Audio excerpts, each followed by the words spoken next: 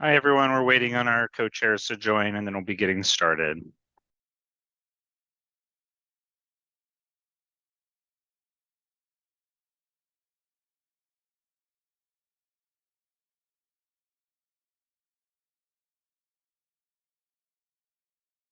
Hey guys, who's on? Who is when we started? Um, I'm sorry, what, Ed? no, sorry, I'm trying to finish my lunch and I was trying to finish the leadership training before I got on this meeting. So apologies, I see. a few minutes behind, guys. I was doing the bias training and that's still going on um, with the borough president. Anyway, we haven't started yet. Are we streaming or where are we? We are, but we don't have Alex yet, and we don't have your co-chair yet. So, No, and we won't have them until probably closer to 7. I understand from Rebecca, she's at an event at work she cannot get out of until closer to 7. And I believe Alex has an assembly event that is keeping him a little behind in terms of showing up here.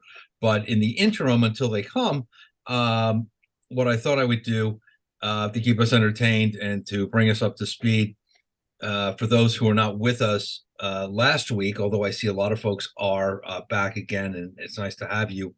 But we do have some new folks. We were talking last week, and again for this week, about AMI, about affordable housing.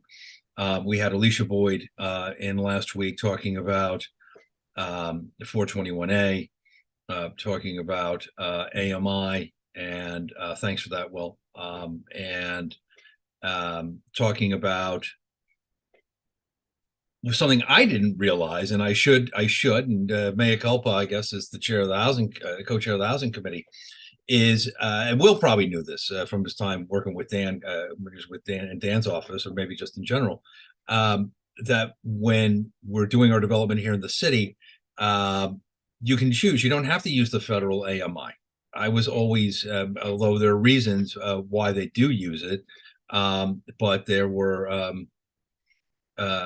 no preclusion or no law that requires developers to use, excuse me, the federal AMI that is set by HUD. We could use something more locally or based on census tracts. And I know that was something that Rita had brought up, excuse me, last week in our meeting.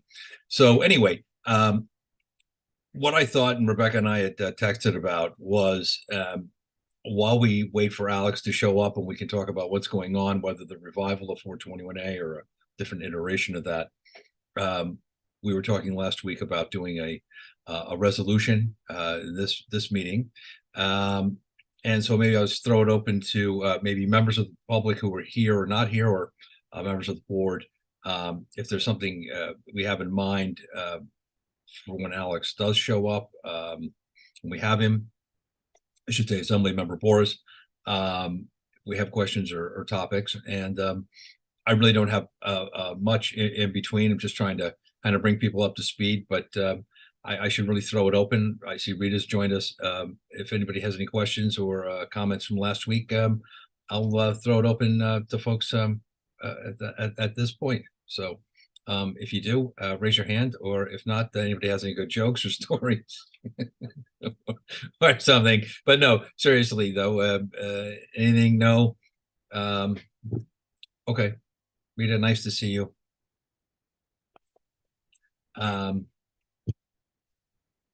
Okay, well, so everybody's up on AMI. I guess when we get Alec, Assembly Member Boris is here, we will talk about what's going on. At least for me, I was thinking that with respect to a resolution, nobody else will volunteer something. I'll throw it out there. I'd like to know more about, and I had written to Alicia Boyd, our guest from last week, about what had been, I guess, in the city council, and I guess had been voted down. But on this local AMI, Rita, I was just talking about the census tracts, if you'd been on or not, when I was going on about the AMI last week, and about the use of federal AMI or local AMI and the census tracts. And maybe we could ask the assembly member about that when he comes later on, or maybe we could have some sort of resolution or something. We could focus our efforts on that, at least adding to the conversation about affordable housing or helping it with respect to the effects it has regarding gentrification. Anyway, anybody has any insight, thoughts, ideas, resolutions? No topics for later on. So I'm going to mispronounce your last name. Is it Sacha or Saka? Or please forgive me for It's Sasha. Sasha, my apologies. No worries, no worries. I was just taking this course with the borough president, so I should know no, better. it's completely fine. So I guess what I've always wondered, and I'm someone who works in affordable housing, works in real estate development for the city, and I know just from someone who grew up in rent stabilized housing, lives in a building that everyone's been rent stabilized for years.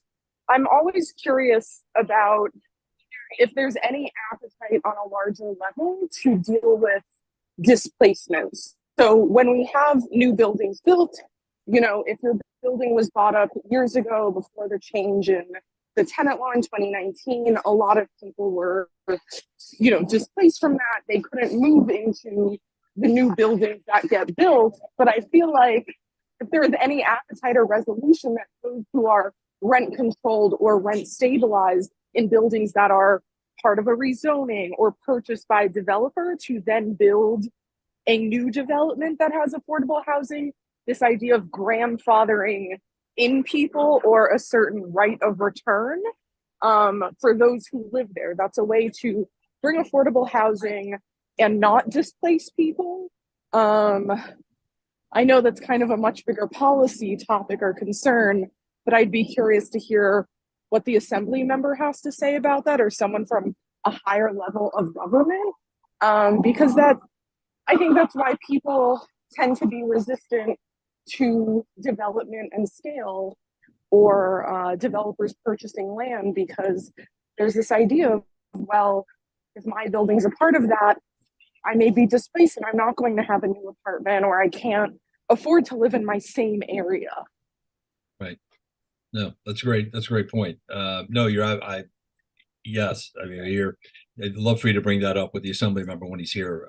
Certainly that's something that we hear a lot about. And that's one of the reasons we're having the discussion with the AMI, because I think it goes right to the heart of the issue of when people come in, the people in the area say, just picking a number out of a hat, 40% AMI, then they come in, they develop, they come back and they say, we've built affordable apartments, the AMI, but these affordable apartments are 60 to 120%, and everybody at 40% is saying, that's great, but 60% is not where I'm at 40.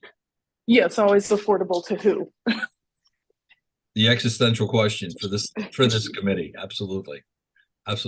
Well, certainly, as and glad and nice to have you here. I don't know if this is your first meeting or not, but we're glad that you're here, and certainly when after the assemblyman gives us a little presentation, I'm sure you'll have one. Be happy to let you ask him that, and hopefully we'll have something for us with regard to that. Okay. We'll go to Rita. That was a really good question, Sasha, but it's a smoke and mirrors answer that when a developer buys a rent stabilized or rent controlled apartment building, he has to offer the residents, he has to give them housing that is comparable to the one that he is taking away, or he is offering them lump sum. And to the people who are the recipients of this, $100,000 really sounds like a great deal of money. However, they find out that it really isn't, and where they're going, the rents are exorbitant. So when we lose affordable housing, we lose affordable housing. And we also think that every building that is only 5 stories high, or better known as a tenement, is affordable. Many of them are not. They are renovated and renovated and renovated, and they come up to almost market rate and don't have any of the amenities that market rate people have. So that's one part of my speech. The other is Alicia Boyd, who we had last Thursday, was quite adamant about that AMI absolutely means nothing. The developer knows what they want to do. As she pointed out, they can pick and choose which AMI they want. Hopefully, I'm being honest, I did not read the 400 pages of Say Yes or whatever. I try to limit books that size to a really good plot with a beginning, middle, and an end. However, it has been pointed out by somebody who has read and has absorbed and has analyzed that we should vote no, just as the Queen's board voted no, and that the only way that we are going to make a difference is if all of the community boards vote no. Now, Staten Island, in the height of development, had only one Mitchell-Lama building on the island. So they're really not, that interested. Queens also didn't have that much. Brooklyn, on the other hand, has a lot of co-op Mitchell-Lamas, and they were smart because they are in charge of what they want to do. So what I hope today is that what we can do is come up with a proposal that says that we are not for this affordable housing. Elaine Walsh, a former member of this community, she hit it right on the nose. And Alicia Boyd confirmed it, that having small businesses in apartment buildings on the first and second floor will take away from affordable housing. And, people say, oh, well, I mean, if you're working at home right now, you're working at home. Why do we need to go beyond it? But if you're not working at home, and now it's cheaper to rent an apartment than it is to rent commercial space. So we're going to give away apartments. So that's all I would like to see is, and that I've been a proponent of affordable housing. And as Sasha just said, affordable for whom? Well, it's not for us. And so I hope that that's what comes out of this meeting. And I hope that the chairs of this committee will bring Alicia Boyd to the full board, because we had to sit through the city planning, 400 pages condensed, and it sounded like, oh my God, it's the best thing that ever happened. So I think that we owe it to the people on the board to let them know what it really is. Thank you. That is just one of the 18 proposals. It's in one of the 3 City of Yeses, though. I do want to clarify that for everybody on the record. That is not all of what the City of Yes is.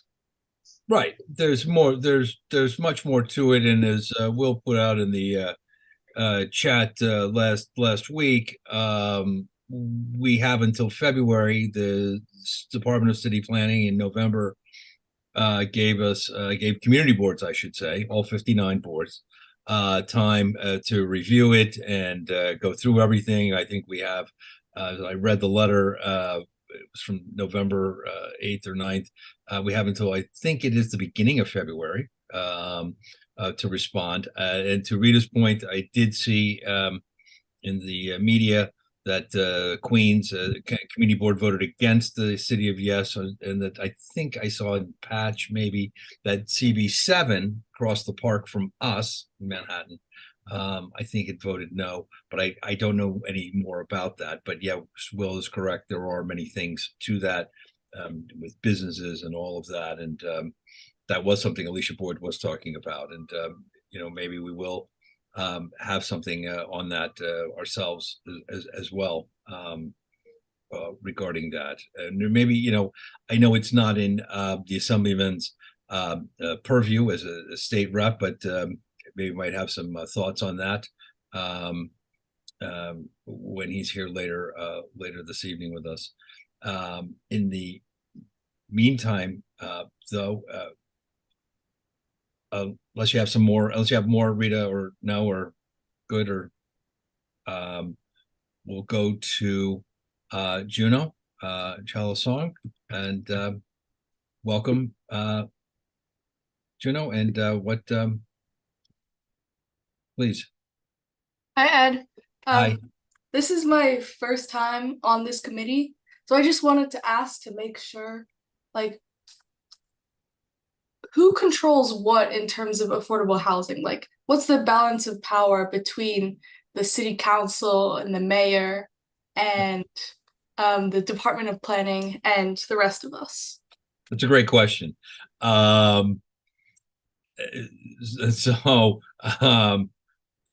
We are, we're just a small cog at the community board, but it depends, in terms of that, the balance of power. I mean, I think a lot of people would say that Rebney and the real estate board is the ones who are really driving the bus for a variety of reasons. I think just for the pure mechanics, the civics of it, public administration wise, it's the Department of Buildings obviously signs off on all buildings, but it depending on what the zoning says for the area, the zoning initially controls. We have Elizabeth here. She can speak to it as well, I think, as co-chair of the zoning committee, zoning and development. But depending on what the zoning is, if it is as of right, as you know, as a new member of the board, taking the land use training with the borough president, as of right, the developer really is driving the bus, right? As long as it's the permits are fine and legal, they can build whatever they want, go as high as they necessarily want. But if it requires some kind of a community board approval, or there's a larger project, as there's a ULURP application, things even out. The community has input, but as always, we're advisory. We try to be as much a part of the conversation as we can. And I think we've made some inroads, but look, let's speak frankly, and I think a lot of members here know, and the public knows as well. Again, we're advisory, and that, put that in perspective with respect to the power structure. But we try to let the elected officials, like we will tonight, hear the voices of the public and what they're saying and wanting, and hoping that we can get. But I think for the most part, it's driving the bus. It's the city council, the Department of City Planning, and the developers really are the ones who are running the show, and we try to have our input wherever we can. I don't, that's really that. I think that's in a general sense, that's really how it shakes out. I don't know if anybody else has any thoughts on it, but that's how I least have seen it, is how it's transpired as I've been on the board. And can I ask how the city council and the Department of Planning works together? Like, how does that work? Well,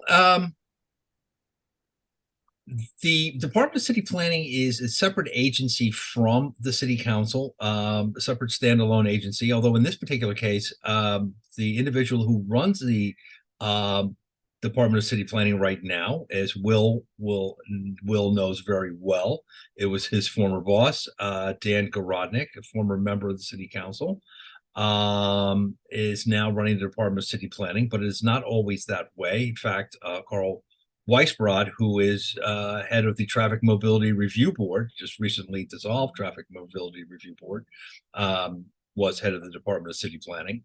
But they are an advisory administrative agency under the mayor, appointed by the mayor. I don't remember off the top of my head the breakdown of the board membership, who gets what, but I think the mayor gets all of them, maybe not all of them, but I can't remember, not in front of me, but the city council will sign off on ULURP applications. They have the final vote, the final say, but do mostly take the recommendations from the Department of City Planning.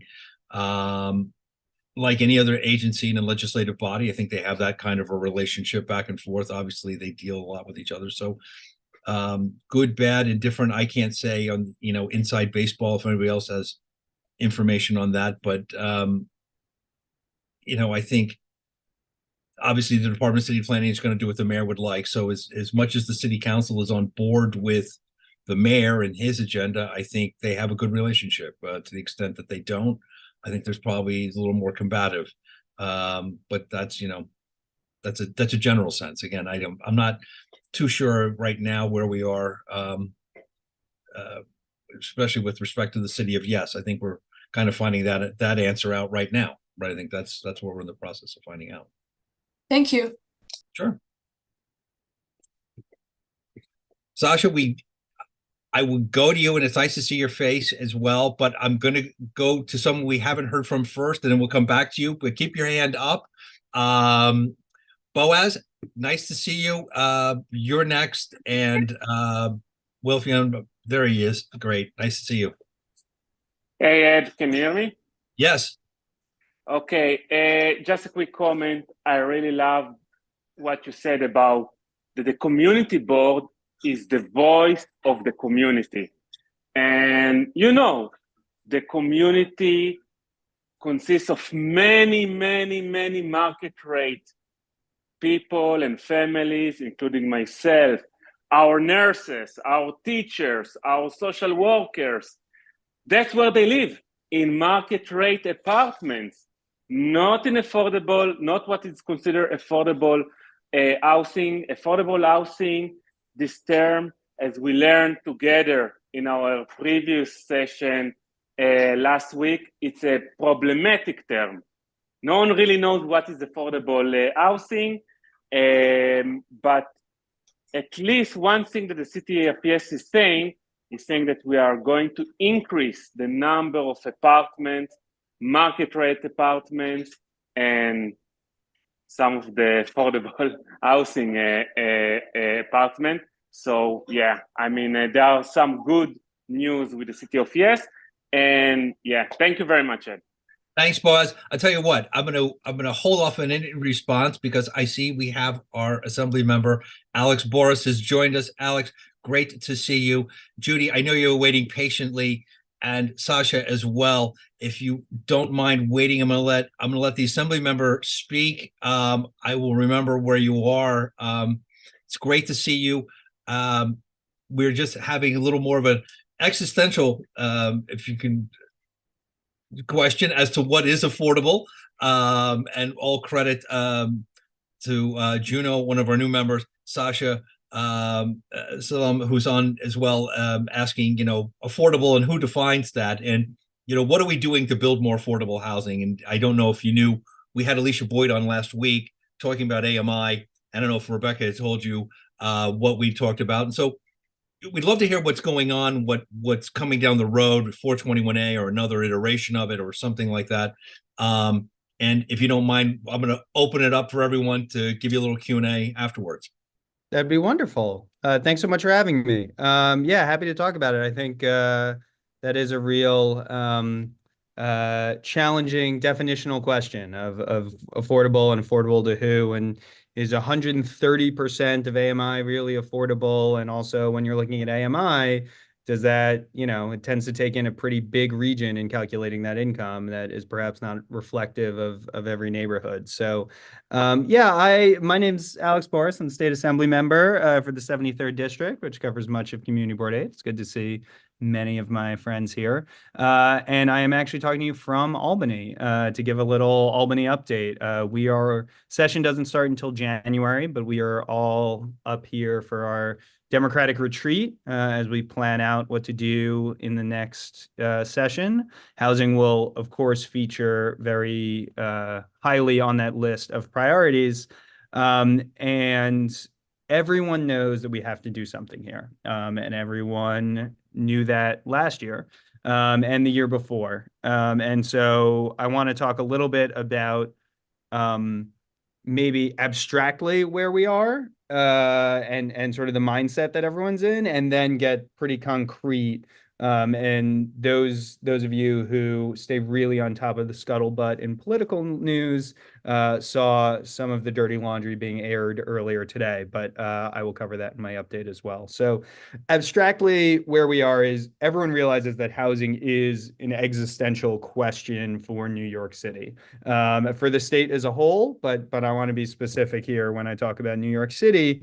If we have a city that becomes increasingly unaffordable, we lose much of what we love of the city, and we stop having people coming in, and then we stop having the economic engine that allows us to enjoy many of the things that we enjoy. And so everyone realizes that. I think almost everyone is in agreement at this point that there is a huge challenge with the supply of housing. We don't have enough housing for all of the demand that is coming in, and that a big part of the solution is going to have to be building more housing. Now, exactly what kind of housing, exactly where, exactly what types, very much still being debated. I have my own thoughts on that, which I'm happy to share.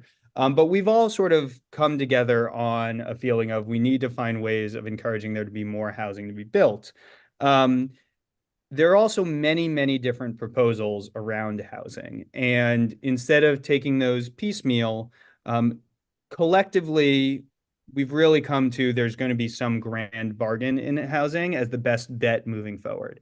And partially that's because we're balancing so many interests. Partially that's because you've had a number of members or advocates or groups say, we can't do anything about housing unless we do A. Like, I won't vote for anything unless it includes A. And another group that says, well, I won't vote for anything unless there's B. And another that says, I won't do anything unless it includes C. And so now we're in a place where, well, we're going to have to do A, B, and C. And so that takes time in order to get all of those details right.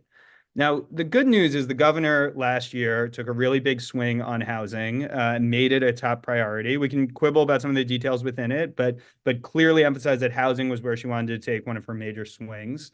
Didn't come to agreement in the budget.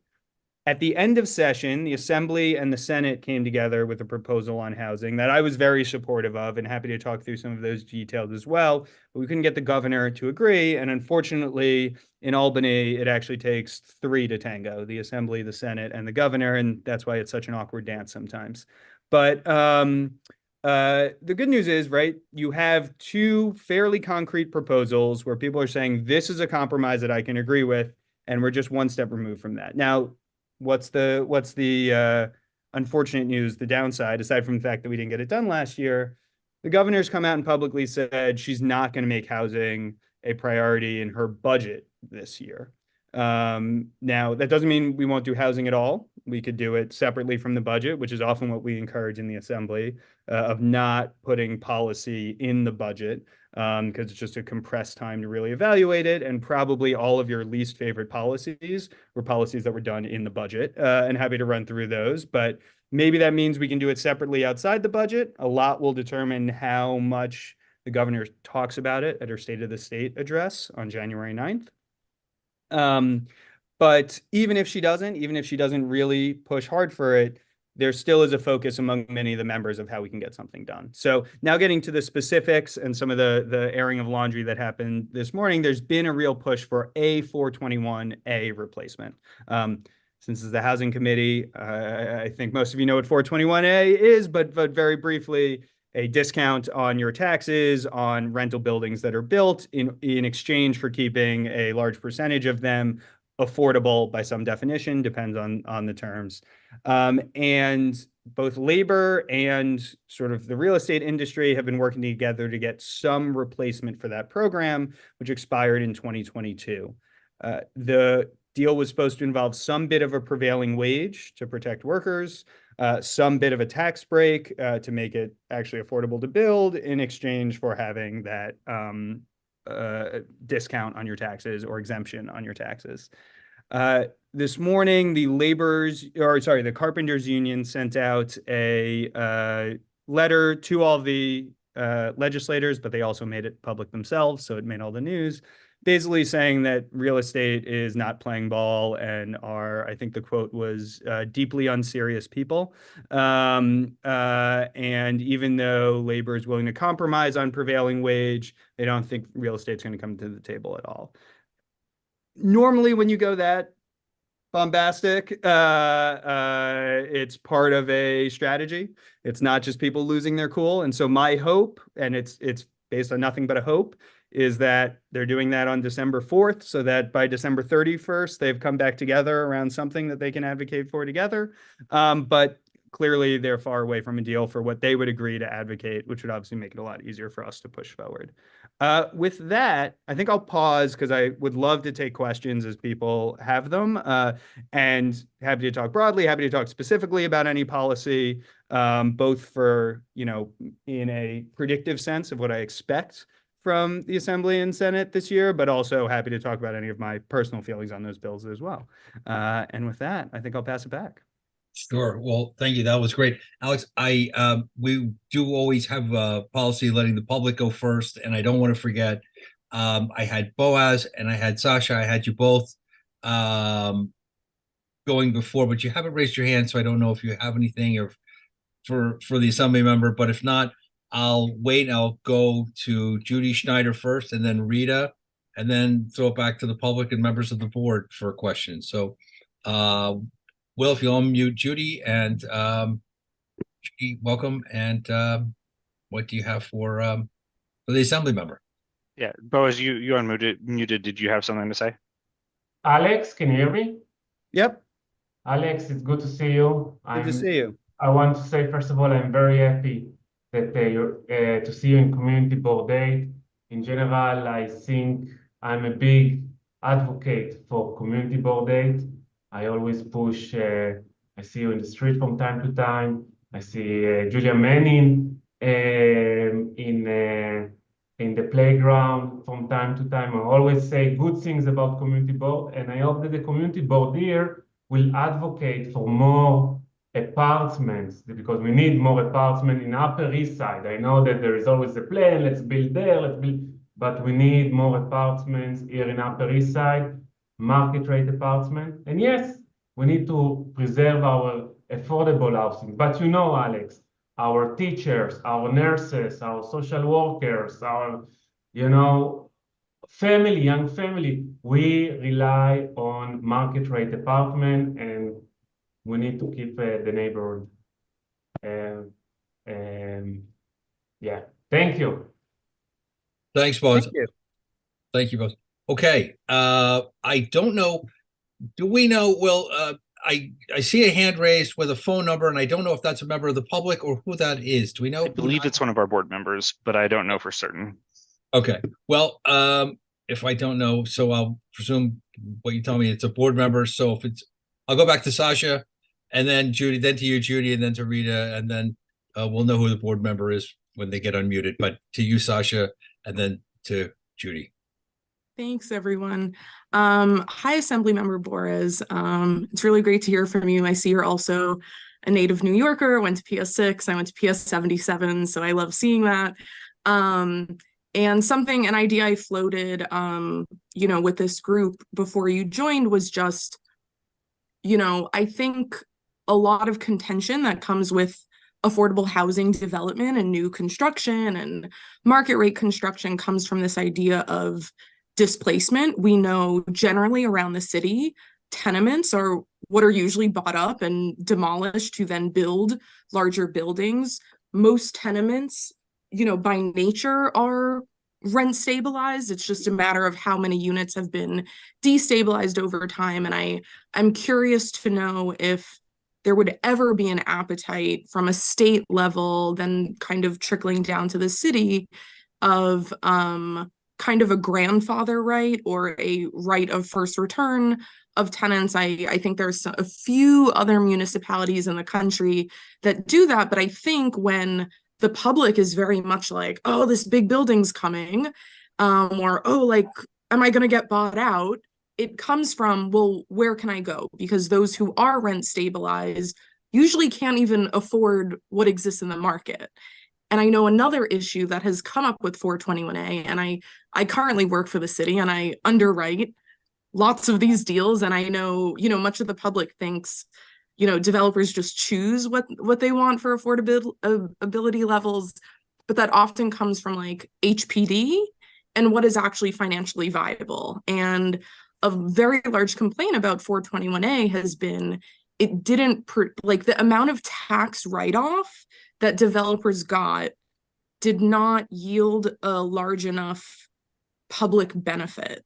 And you can talk about like older 421As that everyone is doing 130% AMI, like those buildings that no one was kind of reining them in. But is there any more discussion about how much of a trade-off developers are getting? Because the city does not have much money.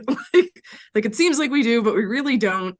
So I'm curious if there's more talk about kind of equal footing in a trade-off, while also understanding that like a lot of the public's concern may be, will I lose my housing to this larger building and then I get displaced? And I know some people may not think that's a thing, but there are decades of that kind of being in place in the city. And just because since 2019 we see less of that displacement does not mean that hasn't happened.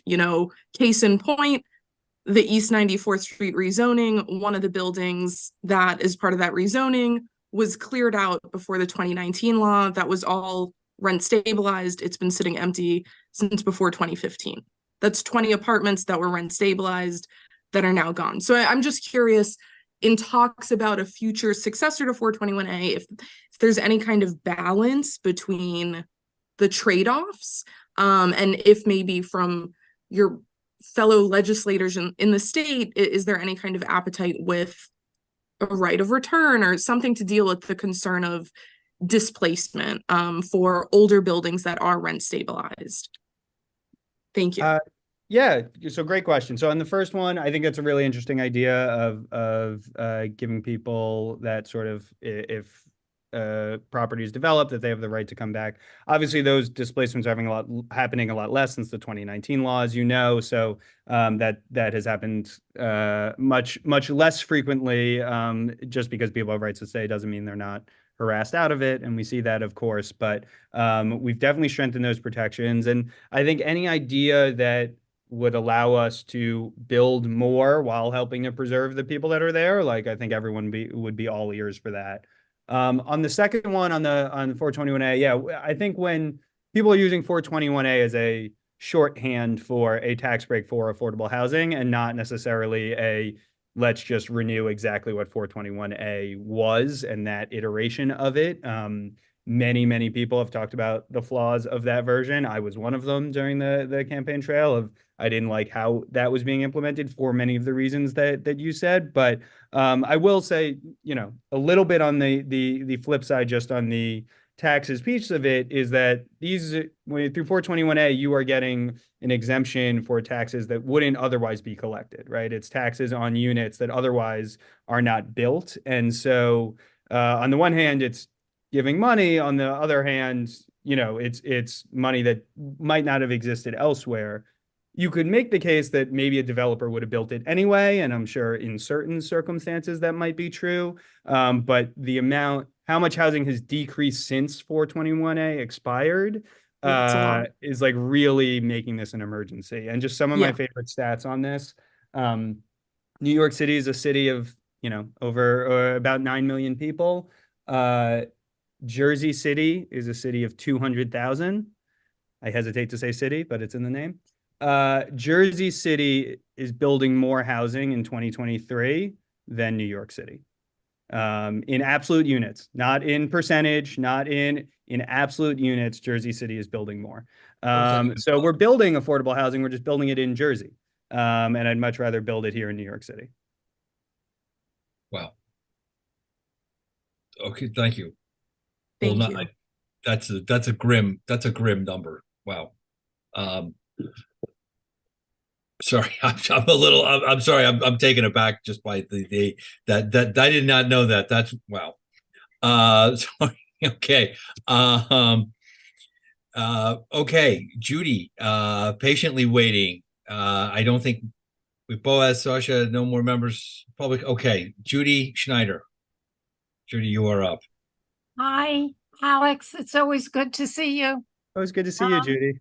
And you're doing a great job for us. I don't know if my questions were from earlier on when we started the meeting and if they're apropos to now or not. I had two questions. One, Ed, was City of Yes. A lot of different committees are hearing, this is the first question, are hearing this. Do we have to vote yes or no? Or can we vote yes on this part and no on that part? Zoning brought up other issues. I couldn't make your program last time, but I did watch it over the weekend. So housing has other issues than zoning was bringing up. So in the City of Yes, does it have to be an all yes or an all no? I see Valerie shaking her head no, and I that's a great question, Judy. I'm not sure. The answer is no. It does not need to be an all yes or an all no. They can be a conditional yes. It can be a conditional no, just like we did for that last 94th Street project. It can also be a conditional yes or conditional no on each of the different 16 different items. It's 18, however many. 18 items that make up the City of Yes for economic opportunity. So we can vote individually on each one of the items and say yes, no, yes with conditions, no with conditions, and we can give comments to DCP what we think and to the City Council what we think they should do to amend each of those different 18 sections. Okay, so I think from what little I know about it, it's very important that every committee that deals with a different section of this should pass a resolution or bring it to the board to be part of a resolution.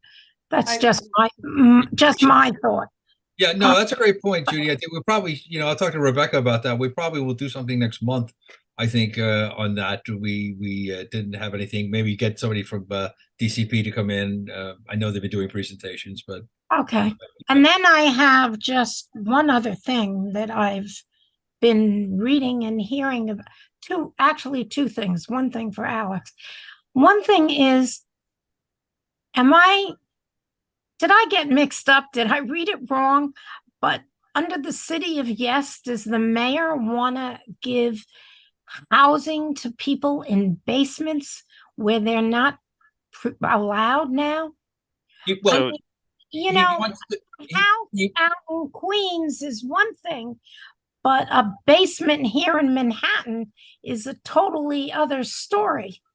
Well, I think you're raising a great point. I think that yes, and Alex is nodding yes, and that is part of it. I think when people from DCP came in, I think in October earlier, talking about this, some of this is applicable only to certain areas of the city. So when you're out in the outer boroughs, you have houses. You have a basement, an English basement. In Northwest Washington, I'm familiar with more of these English basements. That's, I think, is what they're talking about. In our neighborhood, I don't think any of that really. I can't think of a building in our neighborhood where that would be applicable. But yes, they do that. The really good news, Judy, is that's not part of this 18 proposals.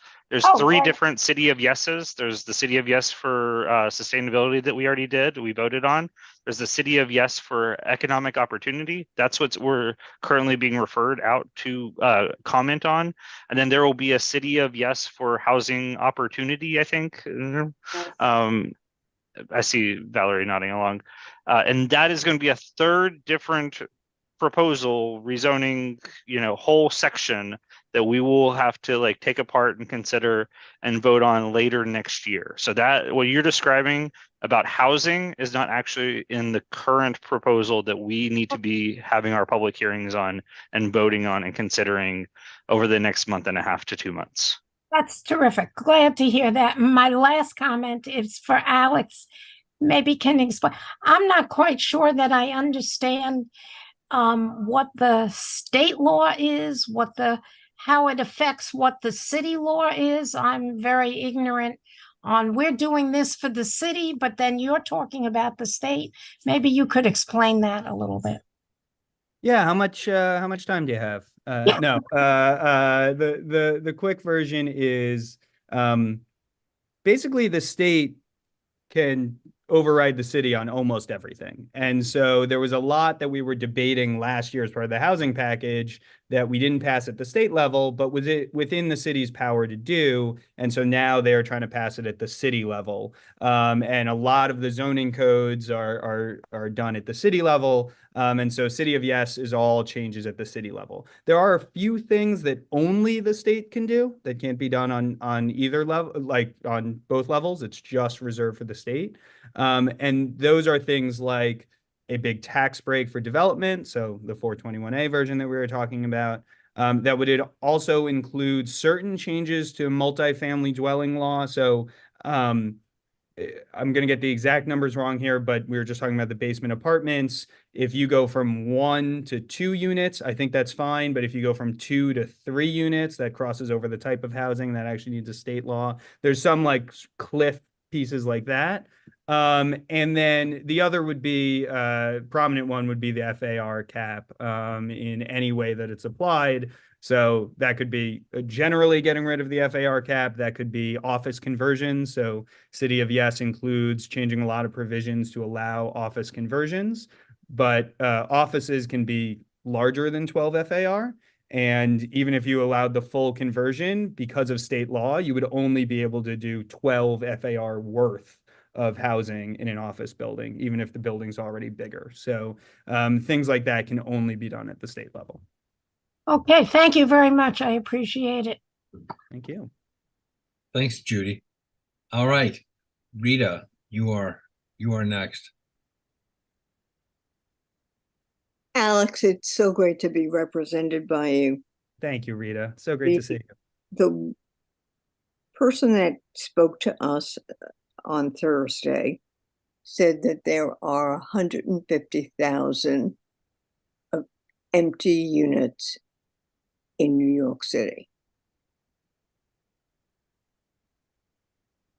Do developers get some kind of a tax break on these empty apartments that many people felt were really sold to people who don't live in New York City, don't even live in the United States? What can we do? I'm working on a bill to target just that. So 150,000 is higher than estimates I've heard, but not order of magnitude higher of what I've heard. There isn't sort of a tax break for keeping it empty. You know, you'd really be pulling strings of like the valuation it could be, et cetera. But the place where it's really hurting is, if someone's not living in that apartment, they're not paying New York City income tax. And so New York City's tax rolls are suffering because of that. And so it's an ongoing problem of how we can get empty apartments filled. It's a multifaceted problem. As you alluded to, part of it is foreign ownership. It's pure speculation on the part of a New York apartment that isn't meant to be lived in. It's just sort of a store of value. There are some bills that have been passed at the state level to try to make it easier to see who is owning it that maybe has an effect.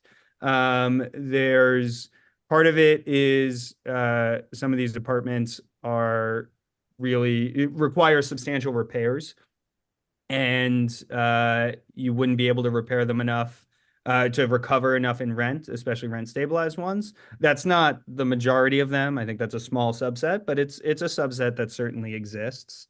There are some, not many, but some rental units that are, the frequent term is warehoused, and it doesn't make much economic sense to warehouse, but there is software that automatically prices it, and that's being used more and more in the industry, and that takes into account sort of the demand constraints and isn't necessarily shooting for 100% occupancy, because if you make enough extra on the rent, there are potential influences there. So it's a multifaceted problem that's going to need a lot of different solutions in order to get there. And let me also say that we're not shooting for a 0% vacancy. There'll always be some sort of seasonal vacancy, right? Someone buys a new place, they haven't sold their old one yet, et cetera. You're not necessarily trying to get to absolute zero in that number. But it is definitely one of the things to look at. I am working on a bill that is not quite ready yet, but that would try to change the incentives on these vacant apartments without getting too into depth, seeing if we can penalize the apartments that are vacant with some sort of monetary penalty that is then used to lower the property taxes on everyone else's unit, which hopefully will help to bring down rents and hold things even, and just sort of say, that let's put a real motivation for you to actually use an apartment. But there's a lot of moving parts, and so it's definitely a thing that we're tracking against. Great answer. Great answer. Just one more thing is we are having a discussion about this building on 94th Street that does not adhere to the zoning laws. We also lost the blood center, which also didn't adhere to the zoning laws. Are the zoning laws in trouble? I think the question to ask, if I may, is which zoning laws? And allow me to be abstract for a little bit, and then I'll get more concrete in the answer. But zoning really only came about in the 1910s. New York City had one of the first zoning rules in 1916. The first national template was actually written by Herbert Hoover. So, there's a direct line from zoning to Hoovervilles. But they really expanded in the 10s to the 30s. Basically, every city had zoning. And really until the 60s, zoning was about health and safety and the feeling of the neighborhood. There had been changes in transportation, and you suddenly could get around much easier, and it didn't matter where things were. And so you need to make sure that coal power plants weren't built right next to a residential zone, right? And that schools were kept separate from really dirty things. And all of those rules make a ton of sense and are about health and safety, and largely are preserved. And then in the 60s and 70s, and New York City 1961 was a big year where a lot of zoning rules were put specifically to restrict growth. And the argument there was basically the 50s and 60s were the only decades when New York City wasn't growing. And there was a real worry about what might happen to property values, and a feeling that we should, not to overstate it, but suburbanize New York a little bit. We're losing so many people to the suburbs. How can we protect that feel in New York City? It's unclear whether all of those zoning rules and all of those goals in the 60s and 70s are goals that we share today. And so that doesn't mean zoning as a whole is going away, obviously, right? Zoning is a very important way that we express how we want the city and our towns to look. But it certainly means we should reevaluate what the goal was behind each of the specific provisions, and whether we still share that goal, and whether that particular rule is the best way even to achieve that goal. So I wouldn't necessarily tie the blood center to that or 94th to that, because, zoning still applied. It was the ULURP to get around it, et cetera. There wasn't a change in the process. And so maybe there's a question about is member deference still around? Is there more acceptance of these changes? I think that's a fair question, and we'll see. But I also think it's always good for any governing body to reevaluate the rules that were passed and see, are these still best serving our interests? Are we still sharing many of these goals? And design a zoning code that fits what we want to see both now and in the future. Thank you. Thank you. Sorry. Sorry, it's lunch. I'm sorry. Okay, we're going to go to Valerie and then Sahar. Okay. Hi. Go off screen and finish the last of I'm just an FYI, Ed. I was the mystery caller, so. Oh, thanks, Valerie. Oh, okay. Now I'm here. Hi, Alex. How are you? Good. How are you, Valerie? I'm going to steal some of your time here. You can reclaim it when you feel like it. Just to address City of Yes for a couple of minutes for everyone. And as Will rightly points out, that we're dealing now with the City of Yes economic opportunities. So a couple of things. Russell will be sending out in the next couple of days sort of an outline, excuse me, as to how we're going to deal with it. And it's 4 groups, if you remember from the November 15th meeting where we had the presentation from city planning. And we are going to break it down into, we're going to start in the December full board meeting with 2 of the groups. And then we will have a land use meeting in January where hopefully we will, if we, whatever we don't get to in groups 1 and 2 in December, plus the remaining 2 groups in that land use meeting. And then maybe if we're lucky, we'll be able to finish at the land use meeting. But if we have questions regarding any of the proposals between that land use meeting and our full board meeting in January, we'll try to get those answered from DCP. And then we'll come forth with, I'd like to say, recommendations with respect to City of Yes. And we have this really nice worksheet that will be part of the memo that's going out, where it breaks all the proposals down, 18 different proposals. And it's basically this piece of the Yes plan is how to put smaller businesses into various districts in different ways. As Rita pointed out in the zoning meeting a couple of weeks ago, Elaine Walsh made a really astute observation about how moving perhaps commercial into the second floor of a walk-up would actually have the effect of us losing more affordable housing.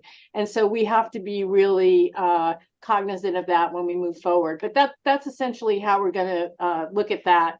I wanted to ask Alex a little bit more about 421A, and I appreciate the airing of the dirty laundry from today. But it's also my understanding that maybe some more laundry on the line is from last year, when members of the Democratic Party were not in favor of moving 421A forward because, and I may not get this exactly right, some objections they had to continuing 420A in the face of eviction policies that they thought were not appropriate. So maybe you could speak a little bit to that, because if your Democratic colleagues and you are meeting, is that something that people are talking about now? Yes. I think what you're asking about, and correct me if I'm wrong here, is, there are certain people that saying we're not doing anything in housing unless good cause eviction is included, which is a bill that would say you need good cause in order to evict someone. That part sort of everyone agrees with, but the additional part is, well, I could just get out of evicting you for good cause if I say your rent has now doubled, right? Like that's practically an eviction. And so part of good cause eviction is a limit on those rental increases. And that is the part that is much more contentious. Anyway, there's a number of my colleagues that will say we can't do anything on housing unless good cause eviction is a part of it. There are others that say we won't do anything on housing unless a 421A is a part of it. And there are others that want the housing compact or other pieces there. So yeah, I think that dynamic still exists. Again, the legislature came with a compromise that the Assembly and the Senate agreed upon at the very end of session that did not everything that's been discussed in housing, but almost everything. And made a number of modifications to the individual proposals that I think made them more palatable to everyone. So often you'll see, not just in Albany, but in legislating generally, it'll be, okay, I want to do A, I want to do B, I want to do C. Let's do all of those exactly as they are, and we'll all live with that. Actually, in the compromise we came out at the end, made basically every individual part more palatable to everyone, which is why we could get the buy-in. And so it didn't have good cause eviction exactly as it's currently written, but it did have some strong protections in it. And it had a replacement-esque for 421A just in New York City. It allowed those outside the city to opt into their own program, et cetera, et cetera. The legislature was ready to come with that compromise. The governor was not. And so, you know, as I said, it takes three to tango. Yeah. And, okay, yeah. Related question, and it relates somewhat to our recent approval of the 94th Street application, if you will, with conditions. And one of those conditions were we were very concerned about the height of the building. And in connection with 421A, I'm not exactly sure if that's just a formula tax break, because it just seems to, you know, one of the concerns that was expressed at the meeting was that, you know, we're not getting enough units for the amount of height we're giving up.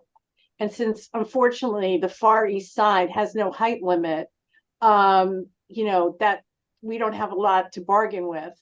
But I was just wondering if there was any thought to tying the tax break to the units for height in some way.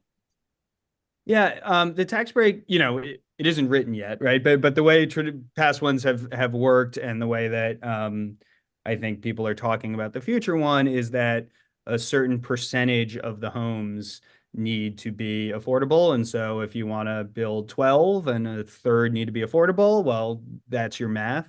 There isn't sort of a separate tie-in to height that has been discussed, as far as I know. But it is that, you know, you need to have that percentage. So if you're worried about how many affordable homes are we getting, that is written in. And often there'll be kind of different options that you can do, either at the state level, or these end up being negotiated with HPD, et cetera, for exemptions to city rules. But that, how many units you're getting is always part of that negotiation. Okay. Thank you. Thank you. Thanks, Oh, Valerie. and sorry, can I actually say one other thing on that, and actually going a little bit back to Rita's question as well, and then Sahar, I'm very much looking forward to your question, but if you'll just give me another 30 seconds. I really love the New York City skyline. I'm a romantic for it. I think the most beautiful view on earth is from the left window seat as the plane's approaching LaGuardia at night, and you see all of Manhattan, especially if you end up having the circle, end up having the taxi. You get to go all around Manhattan. It's beautiful. The worst part about it being the super talls, but those are built with current zoning as they exist, not changes to it. 40% of the buildings in Manhattan would be illegal to build today.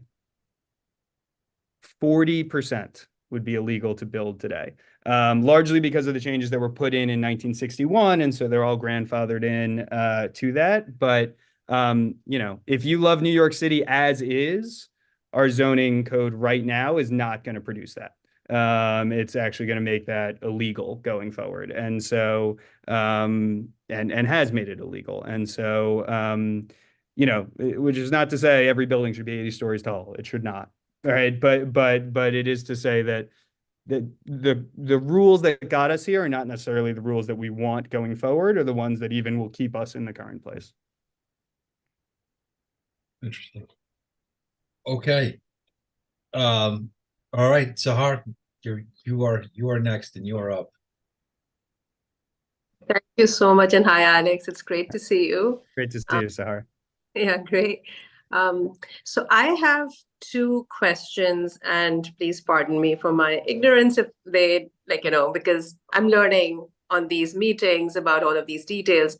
We had a wonderful meeting that Ed had led last week. I learned a lot through the speaker that came. So I have two questions from that. One, maybe one of them is more of a comment. One is the period for how long a unit that you just mentioned about your bill that remains vacant. Obviously, that's something, it could be a foreign investor. It could also be, as I understood last time, could also be a developer or the owner that's purposely keeping it vacant just to hike up the price, the market price of the, and also to create this feeling of that we don't have enough units in the market. And so we have to come up with these different other ideas and kind of put the pressure on the government or like in all of those. So I was just wondering, when you're writing that bill, are you putting in a period that like within a year, your unit has to be, used, it should be utilized. It cannot remain vacant. So is there that clause that you're putting in? Because I think a year is good enough to find a tenant, to find somebody who can come and live in that place. That was one. Okay, you want to like say something and then I can give you the second. Yeah. So one of my real learnings in this first year up in the assembly is that 80% of the work on passing a bill is done before you introduce the bill. So everything I'm saying is in flux, right? There's a reason it has not been introduced yet because we're working on all of these terms. But the current iteration, which might not match the final iteration, right? I'm still talking to experts and learning and getting feedback, is basically an even shorter period than that. It is, if you live in a unit for 6 months and a day, you owe New York City income taxes.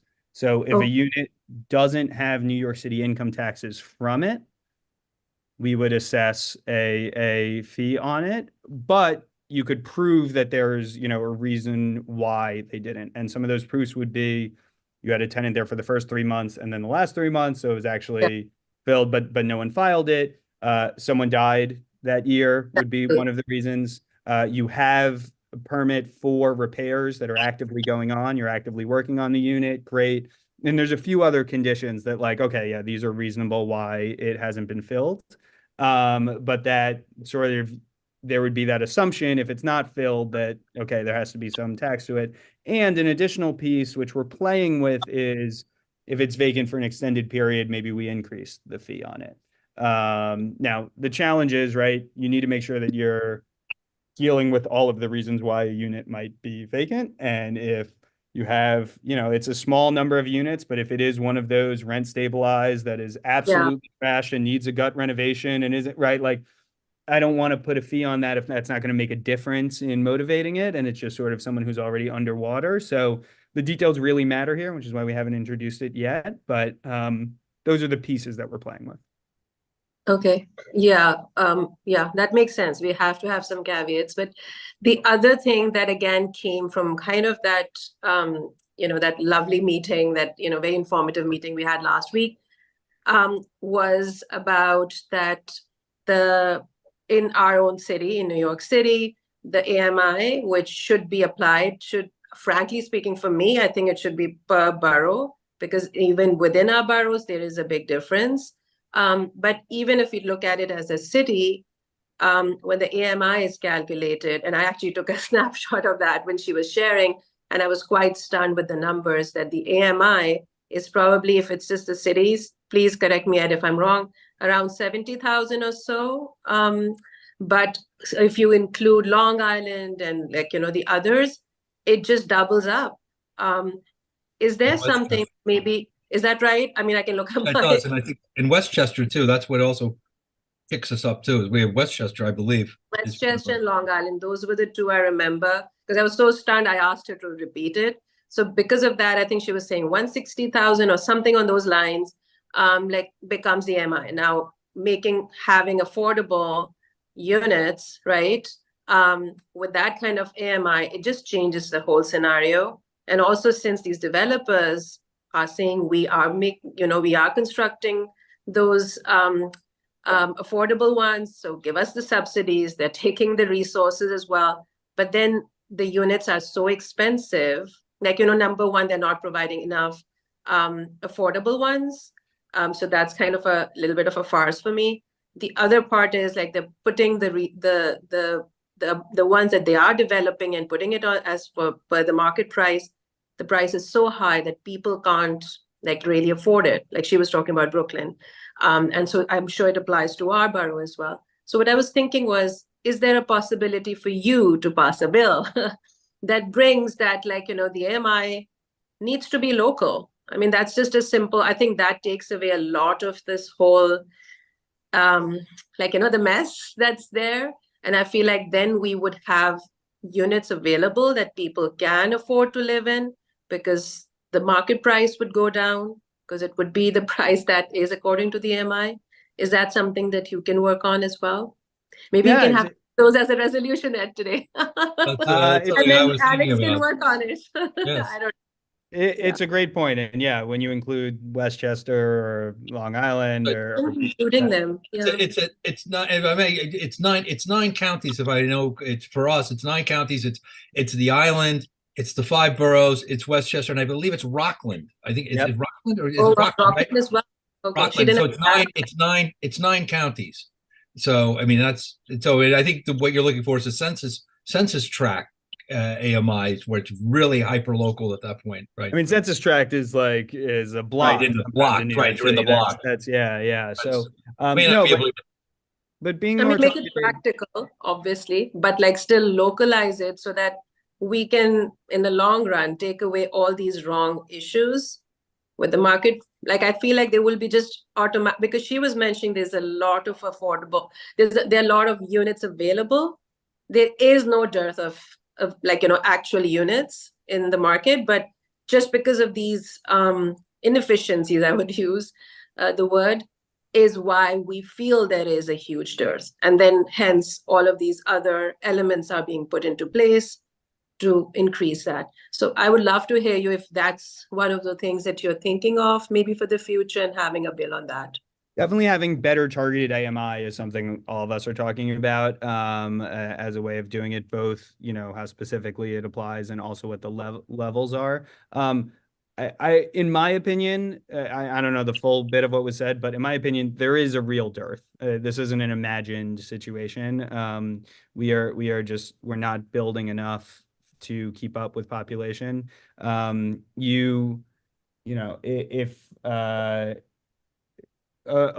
tend to think of apartments lasting like forever because we have some beautiful pre-war buildings that really make New York special, but that's not normal. Like the average home, the average unit of housing lasts 30 to 40 years before it needs to be basically gut renovated and changed in a lot of ways, which means you need to build, for every 1,000 units that currently exist, you need to build 30 to 40 to just keep up with your current level, 30 to 40 a year to keep up. And nationwide, that's about where we're at. I'm doing this off the top of my head, so someone can check me on the exact numbers, but order of magnitude is something like 36 in nationwide in the big cities, right? It's about keeping even. New York City over the past few decades has been at 22, right? So we're sort of losing apartments. Now, maybe our apartments last longer than in other places because they're apartments versus single family homes, et cetera, but we're below our other cities. Long Island is at 5 out of every 1,000. So you mentioned bringing in Long Island. You're seeing, you don't build in Long Island, right? The price of the housing that goes up there, the costs that go up there, and we need to build in New York. I'm not trying to pass off the duty to build in New York, but we also need to build around New York as well to take some of the pressure off. So all of that is part of the equation. I think it's also because of the increase in population. So it's like a natural thing. There's so many elements to it. So definitely, yes, we need more, but maybe they're like a 3-pronged approach is what we need to resolve this. One, yes, creating more, constructing more, but the other is the two ends of the ratio that both have their own elements that would, resolve the problem. One would be taking AMI, the other would be what you're already doing, putting a cap to how long a unit can remain vacant, is probably having all those 3 approaches would resolve this to a large extent, hopefully. And each one would have, maybe borough would have its own way and its own needs. So, yeah. Thank you so much, though. Thanks for Thank you. answering. Thanks, Har. Alex, I had a couple of, and to the points that a lot of people have brought up, and Rebecca and I were talking about this, and especially in the AMI, and so I'm glad you brought that up. I was thinking about it as well. Your bill, I know you're talking about it, you're working on it. Just one thing I wanted to add, and you were talking about the needle buildings. I was talking to a very prominent land use attorney. I won't say who, but someone who knows a lot about housing and about building. And you know, I was remarking just in general about the needle buildings, and nothing just for the public, nothing against it. You know, I'm thinking of the one at it's on Park Avenue, the one it's like the cube type building there. It's like it's 475. I thought it was 425. It's not. Anyway, it doesn't matter. 432. Thank you. 432. When that building went up, they had a bunch of ads saying that it was the best view of New York. Yeah, with yeah. the top of that. And I agree, because it's the only place in New York you can't see that building. Yeah, right, exactly. Right. And so I said to him, I said, you know, it's a marvel of engineering to me as to how you get water up on the 88th floor, you know, running, you know, anyway, forget all that. And I was saying, you know, we're not building affordable housing, but my gosh, we're awash in more of these buildings and these luxury condos. And he was remarking to me that there's a unit maybe in that building or one of these on the row. My goodness, the thing has been turned over 4 times. No one has moved into the building. And he made a great remark. He said, Ed, if the building was filled up, if you filled all those buildings up and everybody all of a sudden was using the garbage disposal, they're all taking a shower, God knows if it could actually work, you know, with everybody using it at one time. The point I was getting at with him was, my goodness, all these resources, talking about economics and the allocation of scarce resources, not to turn it into a seminar, but to you and to this session coming up, how do we incentivize building? Because he was saying, look, he sees these buildings as safe deposit boxes in the sky. Yep. And I get that. I understand economics and money and that, but how do we convert that in terms of policy? How do we work with you and our elected officials to incentivize developers in some way with carrots or sticks to, instead of building these needle buildings that are safe deposit boxes for money, let them use, my goodness, they'll come up with some other way to do it. Yeah, and if I remember correctly, more affordable housing. How do we? If I remember correctly, it wasn't that building, but it was another one of the needle ones that like couldn't get a certificate of occupancy because it was like if it were full, like there's no way. And the point was it wasn't supposed to be full. Yeah, right. Yeah, it's it just seems like a waste of resources. Not to proselytize or get on a soapbox here, but I'm just no. out there for context for you. How do we? Totally, and I you know, people on the other side, right? Not me, but people would say that, well, if it turns over 4 times, you got a flip tax, you got the mansion tax, you got all these things. It's helping the New York City budget, and that might be true. But given the crush of housing that we need, like I want to see land that is zoned for housing be actually used to house humans, and not to be these whatever I won't say financial holding. Yeah, I think it's a challenging problem. I think there's zoning rules that encourage it, right? All of these have been built with current zoning as it exists, at least, at the state level. They require some Mueller, but they buy air rights and they have to be skinny for certain reasons and et cetera. So, and for a while they were taking advantage of the mechanical voids, didn't count on a height limit. That loophole was closed, but, so 432. Yeah. So partially it's, they're always finding the loopholes, but partially, it makes financial sense right now. And as long as it makes financial sense and is legal, people will do it. And so, those are your 2 levers to work with, the legality and the financial sense. Okay. All right. All right. Well, we'll try to come up with something then, yeah, I guess. So hard, maybe you have something maybe we could throw out there. Sorry, I just had, oops, am I unmuted? Yes, I'm unmuted.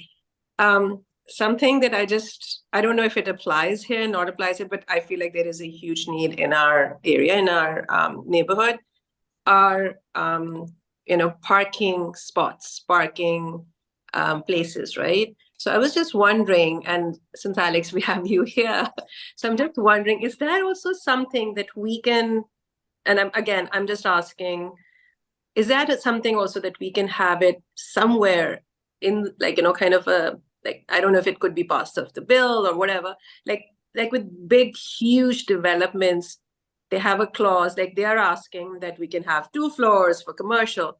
Fine, make it commercial. 1 floor would be designated for a parking lot. Can we put those kind of clauses in as well? Because it is a nightmare for people who do have cars, who are bringing cars into the city. And we have to be practical, right? Cars are there, and there's not enough parking spots. And many of them are also being taken away. So I'm just thinking, yes, we're still working with the commercial. We're still bringing business, getting the tax, dollars. But can we kind of bring something on those lines too, that if they're putting up such a huge building, in that building, there would be so many people with cars. So at least those are covered. Is there something that we can do about? Because I do feel that there's a need for this. So I'll be honest, I'm generally fairly skeptical about parking minimums. And the reason being that, I'd also be skeptical of a parking maximum, right? Like this is a thing for the market to decide. And generally when parking minimums are imposed, right, you can think of a specific one where it'd be really helpful, but often when that's legislated, what it leads to is a lot of places that don't need the parking end up required to build parking. And then that actually raises the cost of building housing, and that actually makes it harder to house. It's very difficult to be as pinpointed as needed with these, or to be more effectively pinpointed than just the market is. And parking is expensive, which means it's very profitable to build some of these. And so a lot of buildings do put it in regardless of there being a minimum there. That doesn't mean we have no solution there. I think residential parking permits have been tried in a lot of cities where you make sure that the people that actually live there have the first right to park on the street. And that if they're doing it semi-permanently, it better be someone that actually lives there and is using it, as opposed to people that just end up posting up and storing a car there for a long time. There's sort of dynamic models of pricing parking that you build a municipal lot or some other lot that is free, and then you charge quite a bit for on the street parking because you want to encourage that turnover so that people are going to a store. It's easy to go to a store because they can park right there and then they can go do something else. Parking is a very weird market. It's one of the very few markets where you compete against your regulator. Like the government regulates parking and then also operates parking lots. But there's a lot that we could do to actively manage parking that would make it a much better situation, to make it easier for people to park and to increase the business activity, because you're encouraging people to put their cars in a place that makes sense and only store permanently, in places that are nearby. And those tend to be much more precise and also much more adjustable after the fact and as the market changes than sort of broad minimums end up being. I was just thinking, and thank you so much for this, like really detailed, informative answer. But I was just thinking, what about that some maybe research coming from your office for like, maybe there's like a minimum, like kind of like, hey, like anything that's like, large, like huge buildings, like we can have a unit number or a floor number, that any of those buildings. And if you can, maybe there could be a research done in the area and see how many of those buildings, those large buildings, have people. I'm not a car owner, so I'm one of those people who doesn't have a car, but I know how much of a problem this is for those that have, or people visiting, or especially for our businesses, because people have hardship parking their cars. So I'm just thinking that, isn't that something maybe coming from your office that you could get a research done for big buildings and how many people in there own a car? And that could provide, and again, I'm not saying that we make this a blanket, something that every developer has to do, but someone who's really creating and constructing a skyscraper has a duty to the community to provide one of these, because I feel like when we have a skyscraper, the utilities are spread thin.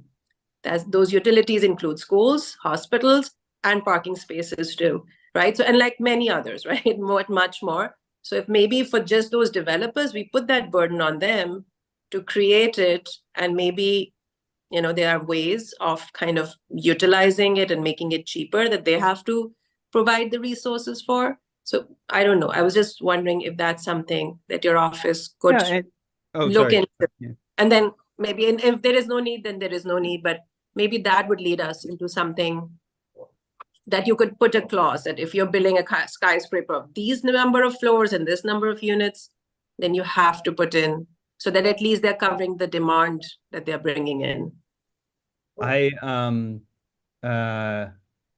So two things. One, it's you know, it doesn't benefit anyone to have people circling looking for a spot. That's bad for the environment. That's bad for everyone. We've all had that experience of circling looking for a spot. So, but more broadly, it makes me so happy that you're asking if my office can do some research, because I don't think that's a thing that like many assembly, and I'm glad that you're like, yes, Alex, do that. That is, nothing warms my heart more than that ask. You know, I love looking at the data and doing that. And I don't know that I have the resources for it, but I will look into it. And you know, it's also a thing like I'd love for DOT to be actively studying this and thinking about more ways that they can have, you know, active parking management plans and other bits and other rules to make it simpler and have better outcomes for everyone. So yeah, I love that. Okay. Thank you. As a car owner, I like that. Well, out of necessity, out of necessity. You all know my mom, and she has MS, and she couldn't function in the city without her car. So it's not, you know, it touches home for me.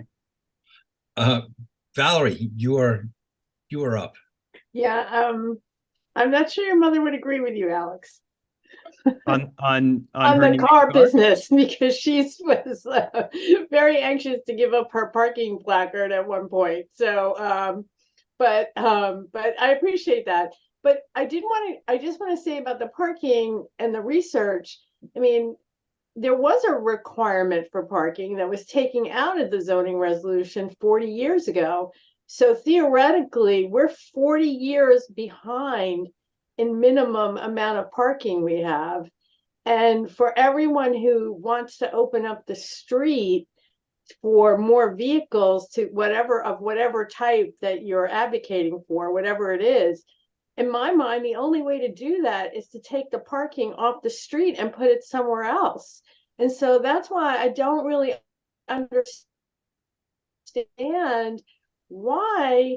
And I mean, I really think that this is an effort from the real estate developers, because as you mentioned, the parking is so difficult to, it's expensive to go underground. As expensive as it is to put floors on a building, when you start trying to break into New York, that's a very expensive flight. But I mean, if we really want to open our streets, and I'm using the term open in the correct way, you have to find a place to put these trucks and cars. And, you know, nobody seems to have, everybody seems to be wants to, you know, remove cars from the city of New York, but until you can deliver via, you know, airplane or whatever you want to do, I just think there has to be, to your point, dynamic parking, whatever it is. But we've got to find a way to encourage people to put some underground parking. I mean, we have been facing this at the community board level on every single project, whether it's a hospital, you know, where people are coming from all over in cars from, you know, outside of Manhattan. There seems to be just sort of a parochial focus that people are just moving around Manhattan on public transportation. And, you know, I know it's more of a city planning issue than your issue, but you're really good with the data. So maybe you can show people that moving the cars underground actually accomplishes the a very progressive view of opening up the street for more movement of vehicles of all types. So I think that if couched in those terms, it would be much more of a positive than just finding parking spaces for car owners. Because I think that's not the right, you know, sort of, you know, moniker for that at all. So thank you. Bye. No, I mean, I think I would prefer cars underground than on the street. I think there's a lot more we could do to the streetscape. So exactly how we get there, I think is worth studying. But let me just officially register my extreme skepticism at airplanes or drones delivering things in New York City for the foreseeable future. Yeah.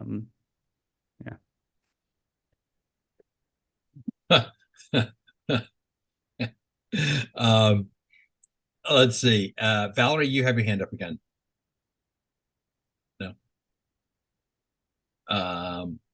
So one of the things we were thinking, and Alex, I don't know if you could be, if you have any thoughts on this for us, or we're trying to see what we can do to be a positive voice, moving the ball forward. And I know you're working on these bills. I'd love to have a resolution tonight that gets the board behind the bill that you're working on, that you're moving through. I know you don't have a number, and God only knows in terms of moving it through Albany. I can only imagine the thicket. But if there's something that we can do or get behind, or with the AMI and the local, if that's something maybe we could do and get people behind, is Sahar has talked about, and Sasha and others, using the local AMI in these buildings rather than as Alicia Boyd was talking about last week, that the developers, it's easy because the money is coming.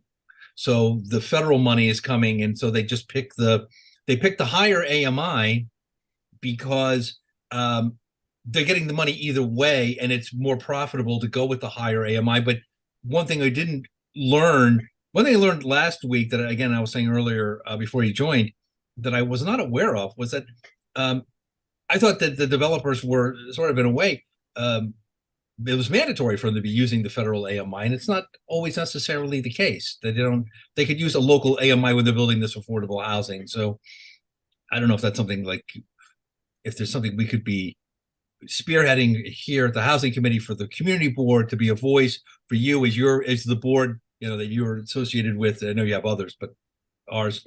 So You're I'm throwing the only one that has my mom on it, so I think I'm allowed to pick favorites. Yeah. Fair enough. But yeah, no, I think that's a great idea. I mean, I love when community boards have ideas and policy things, even if it's not in the crisp language of a bill yet. I mean, certainly once it is, I would love to have your support, but you can definitely lead the conversation. I think that's wonderful. And I think if there's a proactive view, that only helps in me being able to develop it and push it along. So I think that's great. I mean, definitely I'll come back when mine is ready, but don't wait for me. That sounds wonderful. Okay. Great. Terrific. That's fantastic. Just thrilled. Boaz, your hand is up, so please. You're probably still unmuted. Maybe not. Yeah, a quick question about AMI. We know Upper East Side is a very demanded area. So actually, I think it makes sense to have higher AMI in New York, in Upper East Side, because even if you even with the higher AMI, there is a line of people that wants to get affordable housing here in Upper East Side, meaning that the demand is higher than the supply, regardless of the AMI. If you lower the AMI, you will have just a longer line. And keep in mind that if you lower the AMI, you potentially create a poverty cycle here in Upper East Side, because Upper East Side, yes, the rent is high and so on, but it's still a very expensive neighborhood.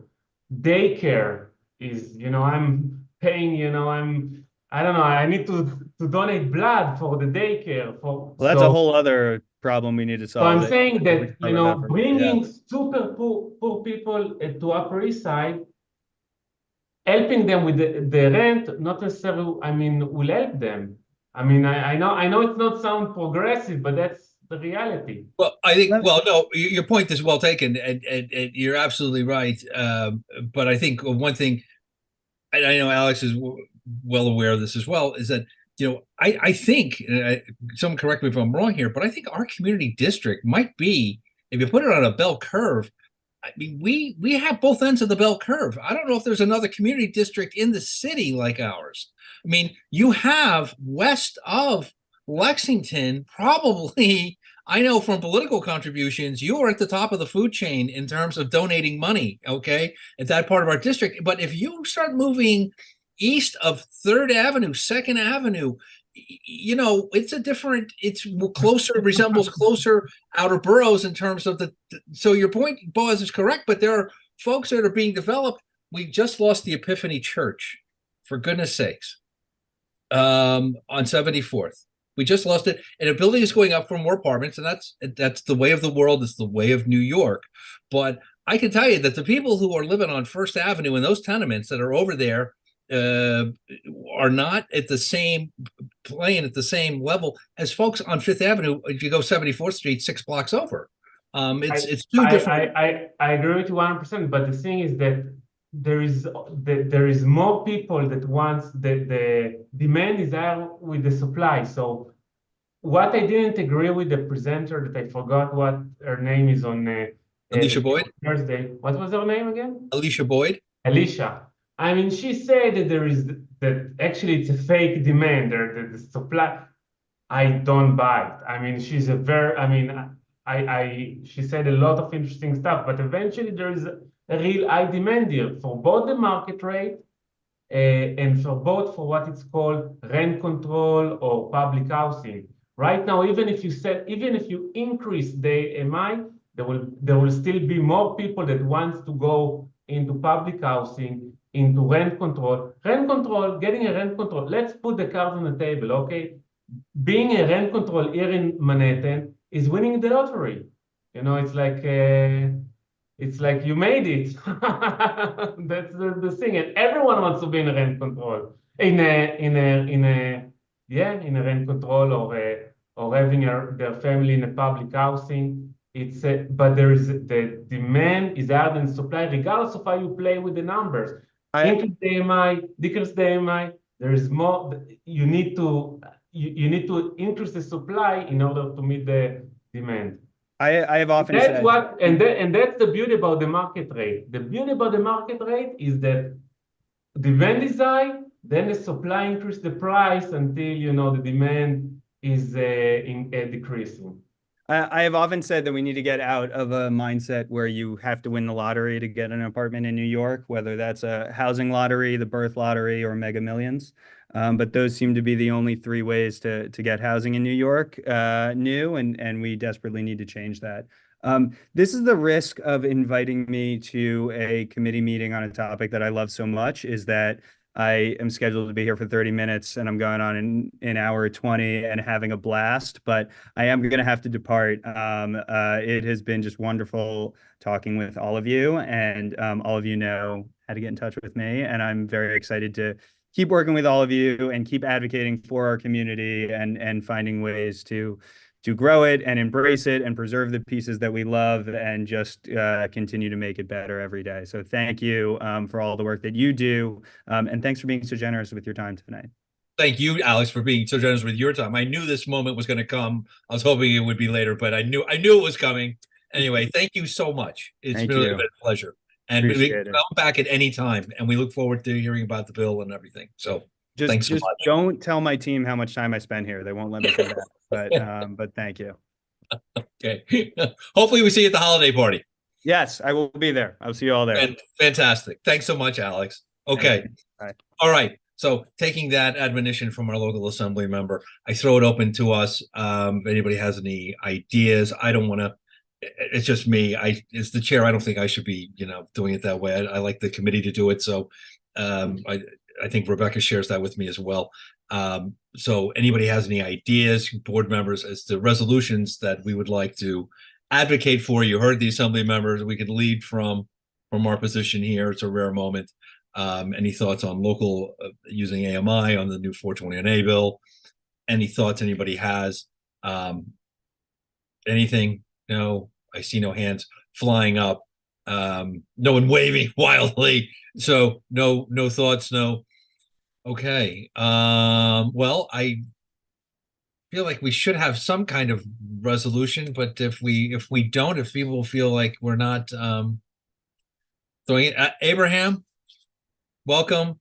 Do you have a thought, a resolution, suggestion, idea, jokes, I mean, stories? content-wise, I mean, I am supportive of the more localized AMI that takes into account kind of our specific situation. So I don't have a specific resolution if someone wants to like add that to a broader, proposal or conclusion of, reiterate our position that we need more housing generally and including affordable housing. So I think that's something that has been articulated over the last several meetings, both at zoning and here. So I think we want affordable housing, but we want housing generally. So I think that's the message we want to convey. We want all types of housing, and then specifically with the AMI, we want to make sure that we are being looked at within the context of our district and not at some other baseline that doesn't make sense for us. So those are, I think, the two messages that I would like to capture in a resolution.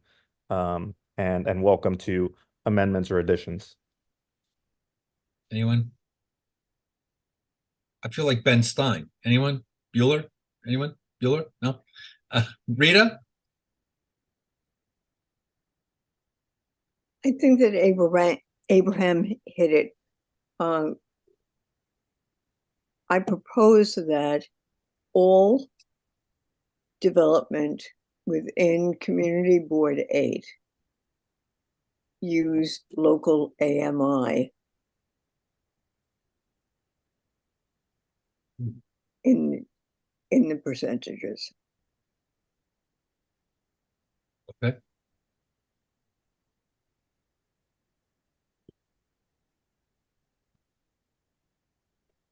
Okay.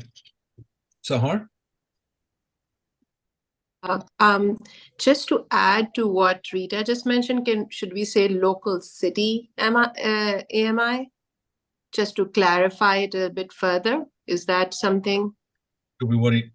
Can we? I know we were talking about census tracts, and did they break it down by in the borough? Is it by boroughs when we get local here? Is it by county, or is it? Can we break it down to Upper East Side? I feel like that city would be the best. But yeah. Rita wants to say something, and then I do have another part to it. Rita, are you unmute, Rita? Can we unmute? Oh, there we go. Community Board 8.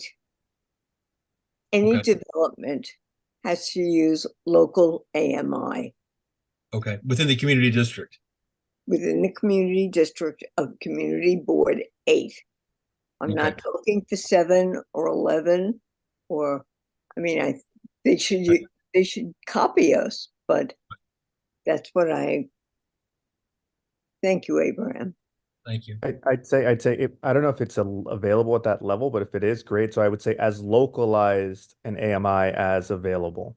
Right. So whether it's East Side or county or borough, right? Localized AMI is a census check, and the census is of the area around the development. Okay, great. I think Rita is good. Okay. Yeah. Yeah, because otherwise, if you leave it too open, then it can go back to where it was. Right. Will, you have your hand up? I do. And this is take this for what it's worth from a former housing policy advisor for a city council member. Overly localizing it may not be the goal of inclusionary housing. What you want out of having everybody mixing in a neighborhood is the ability for the teacher who works in the neighborhood but works in a different neighborhood to be able to afford it. And those teachers are paid by the city of New York. It's not like as if we have a local jurisdiction for what a teacher gets paid in CB8. And so you do actually want, just from a general policy perspective, to reflect the city at large. You don't really need to reflect the broader community outside of the city, which is what, our AMI problems actually are. But the city should be a melting pot, not necessarily that, and this is, again, my personal perspective, you guys can all dismiss it, that if you localize it too far, you will exclude folks who are meant to be served by mixing their children with, children of a different income band at the local schools and, the local playgrounds and the local grocery stores. And it does lose some of the true justification of having a mixing pot, melting pot part of a city where people are actually represented. Okay. All right. So Rita has her hand up. I didn't know if Sahar was done. If Sahar No, is I'll let Rita go first because I think she has it for this particular one. okay, and then we'll go to Juno. Rita, Am I unmuted or? Yeah. Mhm. To what Will just said, it doesn't mean what it gives, what the local AMI gives. It allows people who live in the community, who have supported the community, who can now move up, move into a different thing. Anybody else living outside of the community wants to move into a new apartment. The AMI is only a percentage of the apartments that are going to be available as affordable. Respectfully, no. Our housing policies as a city and as a nation have been historically redlining of people of color. And so it is designed so that people from other neighborhoods will finally be welcomed into neighborhoods where they are historically not welcomed. And so it is a mixture of people of different backgrounds, of different ethnicities, of different work types that have historically been attributed to one type of person or another that will finally get a chance to live amongst the city in unison and in a welcoming environment. And so, yes, AMI, 80% of a local area AMI means that you're making 80% of whatever that number is. But if somebody from Jackson Heights is never going to make 80% of what the local AMI is for Fifth Avenue, they will never get to be a part of that vibrant and beautiful neighborhood. May I just speak as well? I just want to add to what Will is saying. I think having a citywide AMI for us will actually benefit our own community board, area, because I feel that maybe if we just make it very localized, our AMI might be much higher. But if we keep it within the city band, the AMI might be lower. And that would actually benefit when the developers are constructing these buildings. They will be more affordable. Also, the market price that they would be looking at, and all of those other elements, right? All the ones that we just discussed, they would be at a lower level. I feel like the affordability, what Will is just mentioning, even within our own community board area, would be more. I feel like it benefits us by going through the citywide, just because if we make it very localized, our own AMI might be higher. Right now with Long Island and Westchester, obviously it's hiked up a lot. But if we go back to our own local, just the Upper East Side, it might be again very high. So I think it helps us, just basic maths, it helps us if we go according to the city. So I would actually but Rita obviously can make that decision. I agree with that. Good point, Will. Let's make it the local city AMI. Yeah, I think he made five boroughs. Development that is made in Community Board 8, that the AMI is local city local AMI, but that also takes into your very wealthy neighborhoods. Whereas I was thinking of Community Board 8. I just want you to know when my thinking was, I was thinking of the areas east. Yeah, well, that's what I was thinking, Rita, is you were thinking of You both are right, in my opinion. Will's point is salient and relevant, but I thought that where you were driving at was, again, that other tail end of the curve with the Right. local AMI is what you were driving at, which is the heart of gentrification. I remember, living in Washington, when people came up with the term yuppie, for God's sakes, they were moving people out of Northwest Washington, which was not a great spot, many, many, many, many decades ago. And people were, and so they would move out, and so the AMI would be 30%, and then they move out, they renovate all the local row houses, and all of a sudden now the local AMI is 50. And so people who were living there, to Rita's point, who had been in the neighborhood for as long as 20, 30 years, building up the neighborhood. Now, all of a sudden, developers come in, they're living at 30%, they have an apartment at 30%. Hi, we're improving the neighborhood. And then here's the new apartment, it's at 50%. And they go, we're out the door because we can't afford it. We're at 30. I rest my case with Mitchell Lama. There was nothing above 96th Street. I'm not talking 100 years ago. My building is up 48 years. That we have 4 between 85th Street and 96th Street. There are, I think, 5 buildings that allowed most of the people who lived in the area, that lived right here, who went to the church here, the priest at the church fought for them, and they all moved into these buildings. And if you were looking, you read about it, you could apply. But I just want you to know it gives pay. I will go with the city, but the city takes in a very, very wealthy element. Right. I mean, I think trying to avoid that. I was trying to be able to move up a group of people, like Boaz asks for market rate housing. Every building that's built has market rate housing if it isn't a co-op.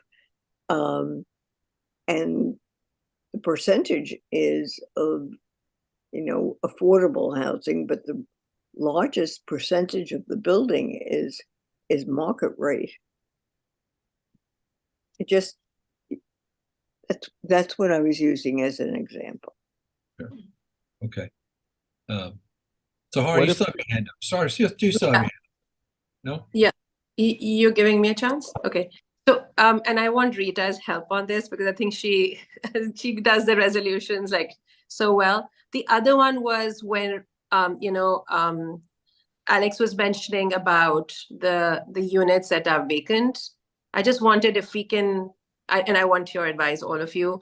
I wanted that if we could put a time frame on that. I think he was saying 6 months, and then, it is part of the tax, it is part of that.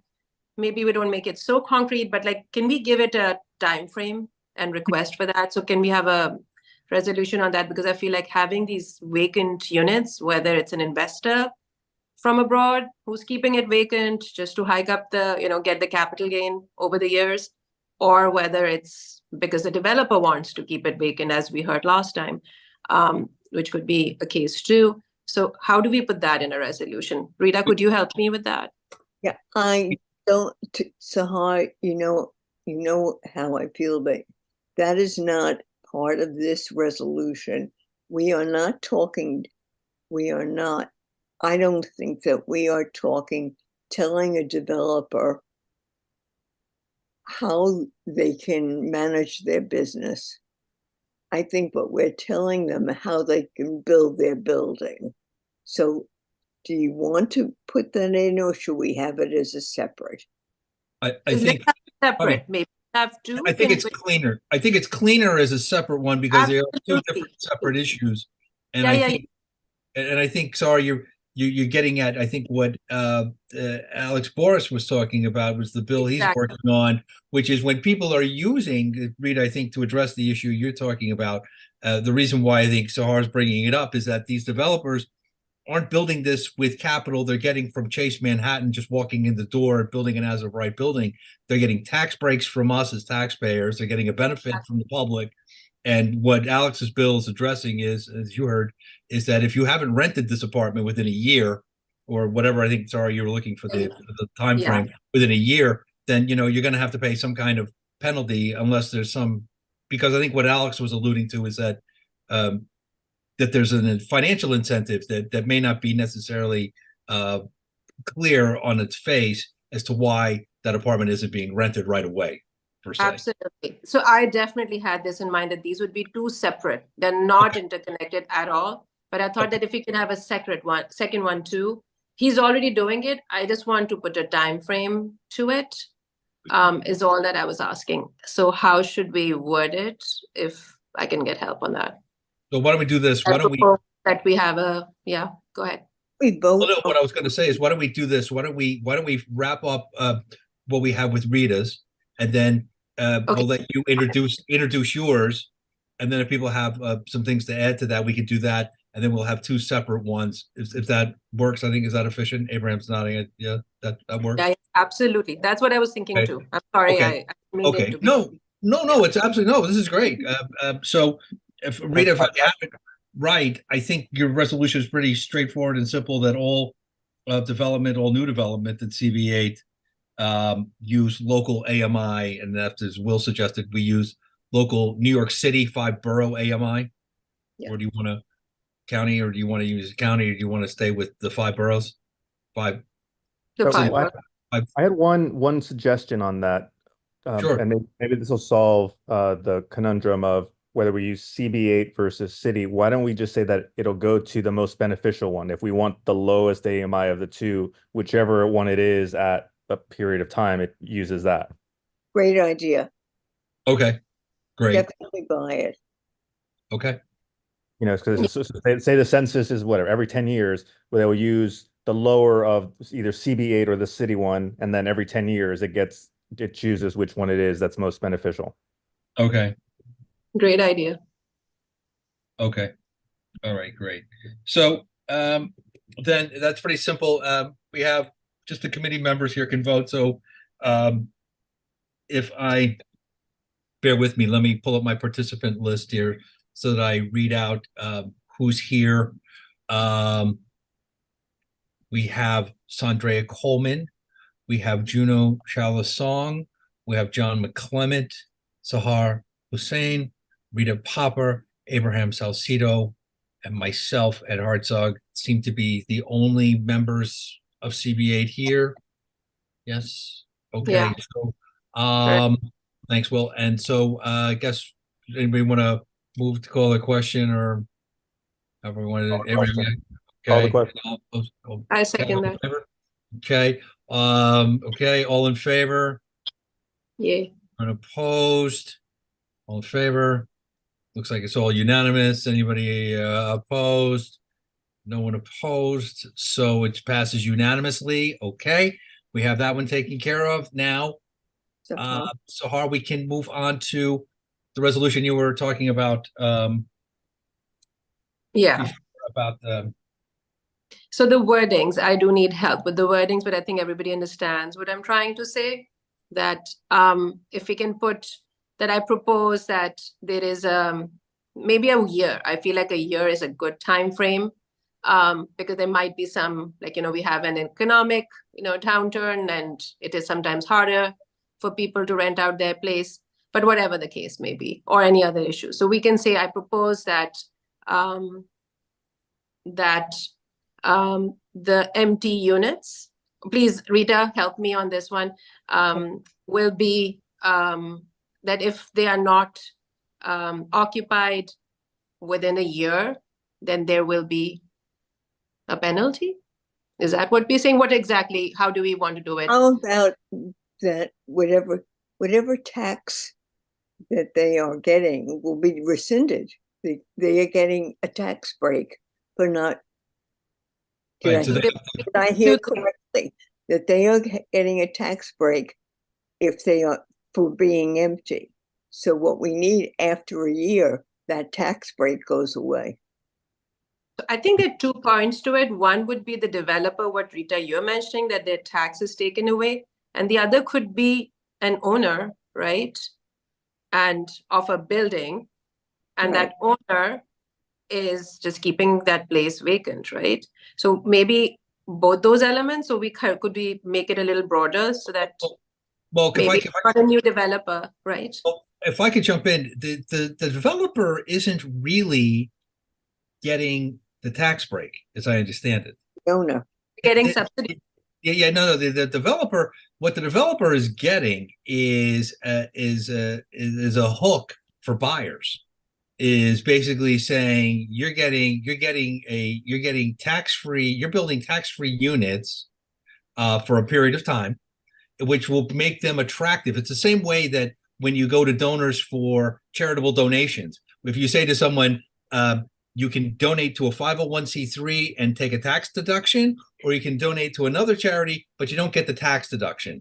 And and so with this one, the owner of the unit will get the abatement on the tax. Maybe what we want to say, throw out there is that whatever the financial benefit, how we define that, right? However, the financial benefit is that the developer is getting for holding the unit off the market, right? I don't know how you calculate that, because from what I understand, the reason they hold that off the market, or they don't rent it per se, is that they just wait, like you said, till the crisis arises and there's not enough supply, and then they dole out, more of the supply and get a higher rent. But they're not paying. That's the thing. They're not paying anything. That's the burn, is that they wouldn't otherwise be paying any taxes on it. They're just getting the benefit, and they're getting money, subsidies to build these units from the government. Maybe what we do is we find a way to take the financial benefit they got for building the unit away. They have to pay for that. Maybe we just put a way to monetize that. Maybe we just put a simple that we fine them, like just keep it one blanket thing, just a fine for keeping it after a year. And that could be a new like a developer or like a regular owner who's had that building for years, like it's an old building, anybody, but there is a fine after that 1 year period. And I think I was just listening to when everybody was speaking. What about this 421A tax incentive? They receive it for construction of new housing. I've missed the part that it's still applicable, right? Or is it like something that's finished? It's expired, and the point you're raising though is very good, because I think it's something that the assembly member was talking about, and that's part of his legislation, right? He hasn't got the bill squared away yet, but I think that's an element to it, right? He was talking about, if I heard him correctly, that's something they want to look into with this new 421A. And that's what he was alluding to, that they're building more apartments in Jersey City than they are over here. They attribute that to the 421A, and that's why they're trying to get it back up and going. But I think he was mentioning that they want to do something to the very point you're raising, Sahar, about how these apartments are staying offline. And Alicia Boyd was talking about this, as you remember last week. She was talking about how they get these subsidies, then they build the market rate. Those subsidies are our tax money. That's our tax. That's right. So it's a double edged. Right. It's a double. I feel like in many ways that it's our right. tax money, and then again the units are not there too. So I feel like maybe like right, and then we're not. We can just say there will be a fine, so that in any clause or any denominator, like any head that they come into, they're still, but like whatever you guys decide would work, as long as we have a penalty on them. I'll comment, and I'll throw it back out to Abraham and then to Rita. How about just and throw it out there for them to comment on, is maybe we say something to the effect of we encourage, or maybe we leave it up to the assembly member and his team to research how to get the financial incentive, and so where the real money is to get to it, is say like exactly. We encourage, or we're supportive, or we encourage our assembly member to, if they're going to write a new 421A law, that as part of that we were asking for the assembly member to put in what you're saying, that there's some kind of mechanism to take away, or however you want to phrase it, or you and Abraham and Rita want to do it, I'm not going to do it, but to do exactly what you're saying, is to penalize them in some way for not renting it in a year, right? Do we want to do that? Or throw it out and leave it to Alex to figure out, or I don't know. Ed, you said exactly what I was going to say, that we should say we are supportive of, you know, the assembly member or the inclusion or creation of any mechanism that disincentivizes developers, owners from maintaining vacant apartments for longer than a year. So that way we don't need to spell out whether it's a penalty or a tax, because that might change over time. But any mechanism that disincentivizes the maintaining of vacant apartments for more than 1 year without a legitimate, exception, they're being, repaired, whatever it is. So something to that effect. Right. What do you think? What do you think, Sarah? What do you think, Rita, or anyone? I mean, I throw it out to the members. I think this looks good. What do you think, Rita? I think Will would be great to help us on this one too, since he's worked in this. Yeah, I don't know if you can hear me. There. Yes. We're talking rental, or are we talking? I think we are, right? We're condos. Now, if somebody or co-op, because if someone moves out and is still paying their monthly rent, they are not getting a tax break, correct? Their maintenance fee, they are not getting a tax break. I think the 421As are written for condos. Those are for developers. They're written for condos. But we have to be careful with 421A that if they build in the city, it used to be that if you took down affordable housing, you had to situate those people within a mile of where they lived.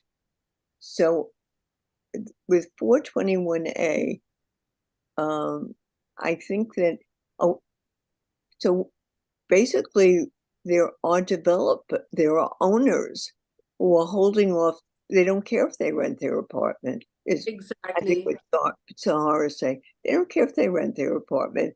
They're going to get a tax incentive not to rent their apartment. They're not in any big hurry to rent their apartment, but we're going to make them in a big hurry. Correct? Exactly. So I think maybe we can say that we propose that the affordable housing units, if they are not utilized within a year, then now I think that's where Abraham's, I think, wordings can be used. Then there would be, I mean, if obviously when you have affordable units, then the developer is getting a subsidy, right, to develop that. So then we can basically just target that developer and say that if they are not utilized within a year, then the tax benefit will be, I don't know, reduced, taken away, or whatever. I don't know how to make it a broader wording, but there should be some penalty for not. Yeah.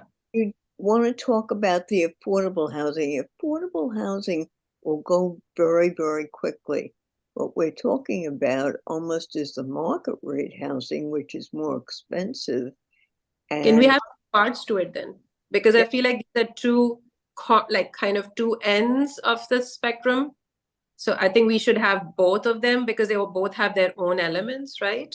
Absolutely. So, you're right on track. Thank you. Because I feel like she was mentioning that that they create this, that they don't let the affordable units come into the market and people move in because they feel like the other people who are living in those buildings, the other unit holders, they say that we won't bring these people in and, we'll keep them vacant. But they're receiving subsidies from the government. So I think we should put that. And then a part 2 to it should be for the market rate, because that's basically like what Boaz always mentioned, that we need those more so they can't. And I think maybe that AMI that we spoke about will resolve that issue. Frankly, that's what I feel, because if the market rate is lower, people will be there to take it. And why would they keep them vacant? So I think we don't need to really talk about the top 50% that she was talking about, the market rate one, because that will be covered with our AMI situation that we have put in the clause, the resolution. But I think it's the affordable units that we need to bring them back into the market and put a penalty for that. That's what I feel.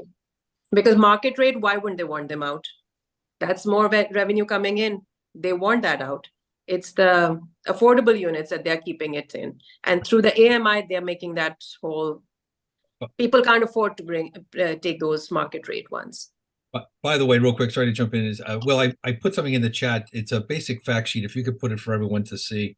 I just went on real quick to HPD, pulled up a 5-page. It's just a real quick fact sheet on 421A for folks. It's a little fact sheet HPD puts out. It's in the chat. We'll put it there. I put the link.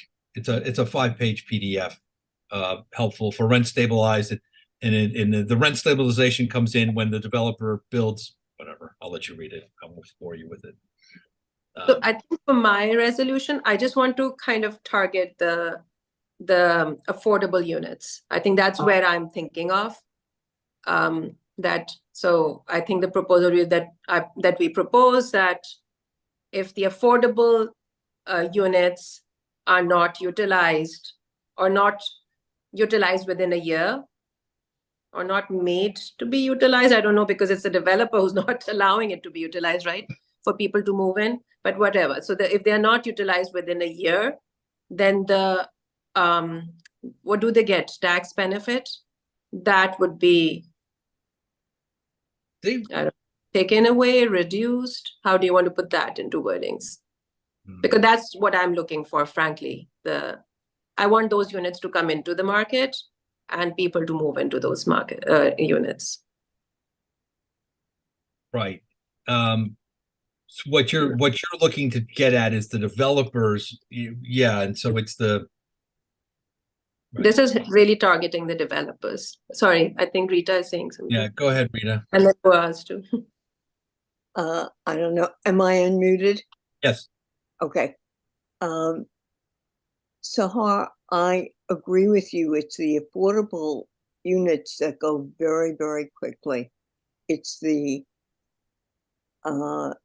the non-affordable, the market rate units that the developer or the owner holds off the market, or is in no hurry to rent until he gets his price, and because he's getting a tax break on those units. So instead of breaking it down for affordable and non-affordable, why don't we just say the whole, on the development on all of them, because it's the same tax break for the affordable as it is for the non-affordable. Abraham, what do you think? Okay. I'm supportive. Okay, I'm fine. I'm good with that. My only thing I was saying was that the top would be taken away as soon as we put that whole AMI localized. We will not see that issue at the top, because suddenly the prices are going to come down because they would be localized and not bringing the Westchester and Long Island. So, but I agree. Let's just put it till we resolve that issue. Let's target it in both ways. Yeah. Basically, we want them not to make money on not renting. Period. Yeah. Everything. So, the tax incentive on empty apartments sunsets 1 year after the building opens. How's that? They don't get anything more after that first year. Does anybody agree? I'm fine with it. I think Boaz wants to say something. We should unmute him. Kind of in an executive session, but really quick. I know now the top guys are talking. Really quick. Rita, the issue is not with the market rate apartment. There is no such thing empty market rate apartment in Manhattan. I mean, there are, but eventually either the price of the market rate will go up or will go down. The issue is, for example, in our building, believe it or not, on my floor, there is 2 empty apartments. And you know why? because they are rent control apartments, and they've been empty since I've came to this building over 3 years ago. How come they are empty? I asked, the building. They said it's not my business why they are empty. So I think that the community board need to fight those empty rent control, affordable housing apartments. And I share the link. There was a very good, Will, I don't know if you can share it with the rest of I share the link that basically talk about it. There are that's the issue. There are 50,000 empty rent control / affordable housing apartments. Those are the problem. Boaz, you know that I am the president of the Tenants Association of the building that you and I live in. The affordable apartments ended in the year 2008. Those two apartments are market rate. They may have originally been by somebody if they died or they moved out or whatever. Those apartments are no longer affordable. Those are market So rate. you know what I think? I think that it's some kind of a scam. That the guy that is the owner, because if it was a market rate, it will be available in the. I mean, there is not reason why the building will not put them on the market. During the pandemic, we had over 100 empty apartments in Yes, but of course I came during the pandemic. I'm the pandemic. I'm the pandemic guy that came, and the building told him, "You are now part of the family. We give you 3 months, this, and after the pandemic, they forgot about me." I don't know. I'm talking about two apartments that are empty for years.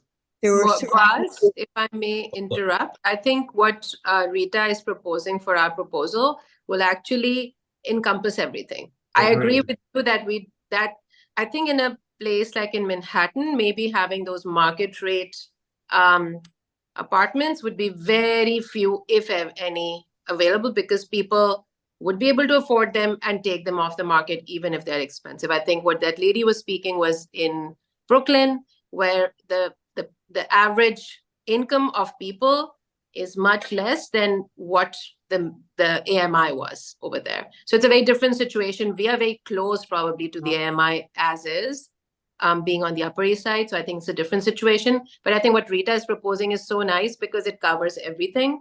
It covers units, and if there are any market rate units too, she's covering everything. And I think that's great because till we get the AMI, maybe AMI never goes through, right? So at least through this, we are ensuring, it's a double way that we are ensuring to get those units back into the market and being utilized. So I think I love what Rita has written. I thank you so much, Rita. Thank you. Yeah. So how does somebody second it?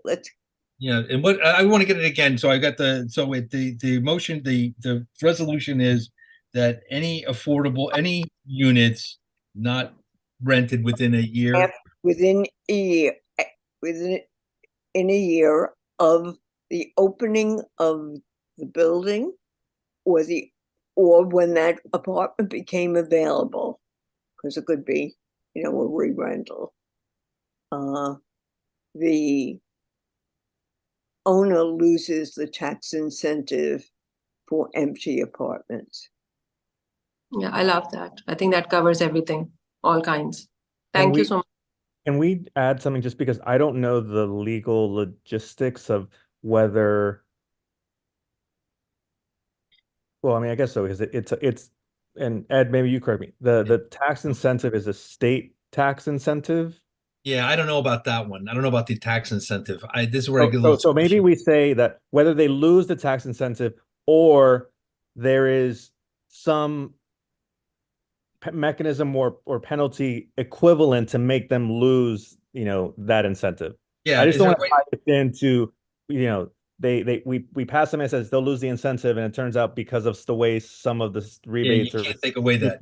you can't take it away. So therefore we turn it into a penalty so that it's like taking it away.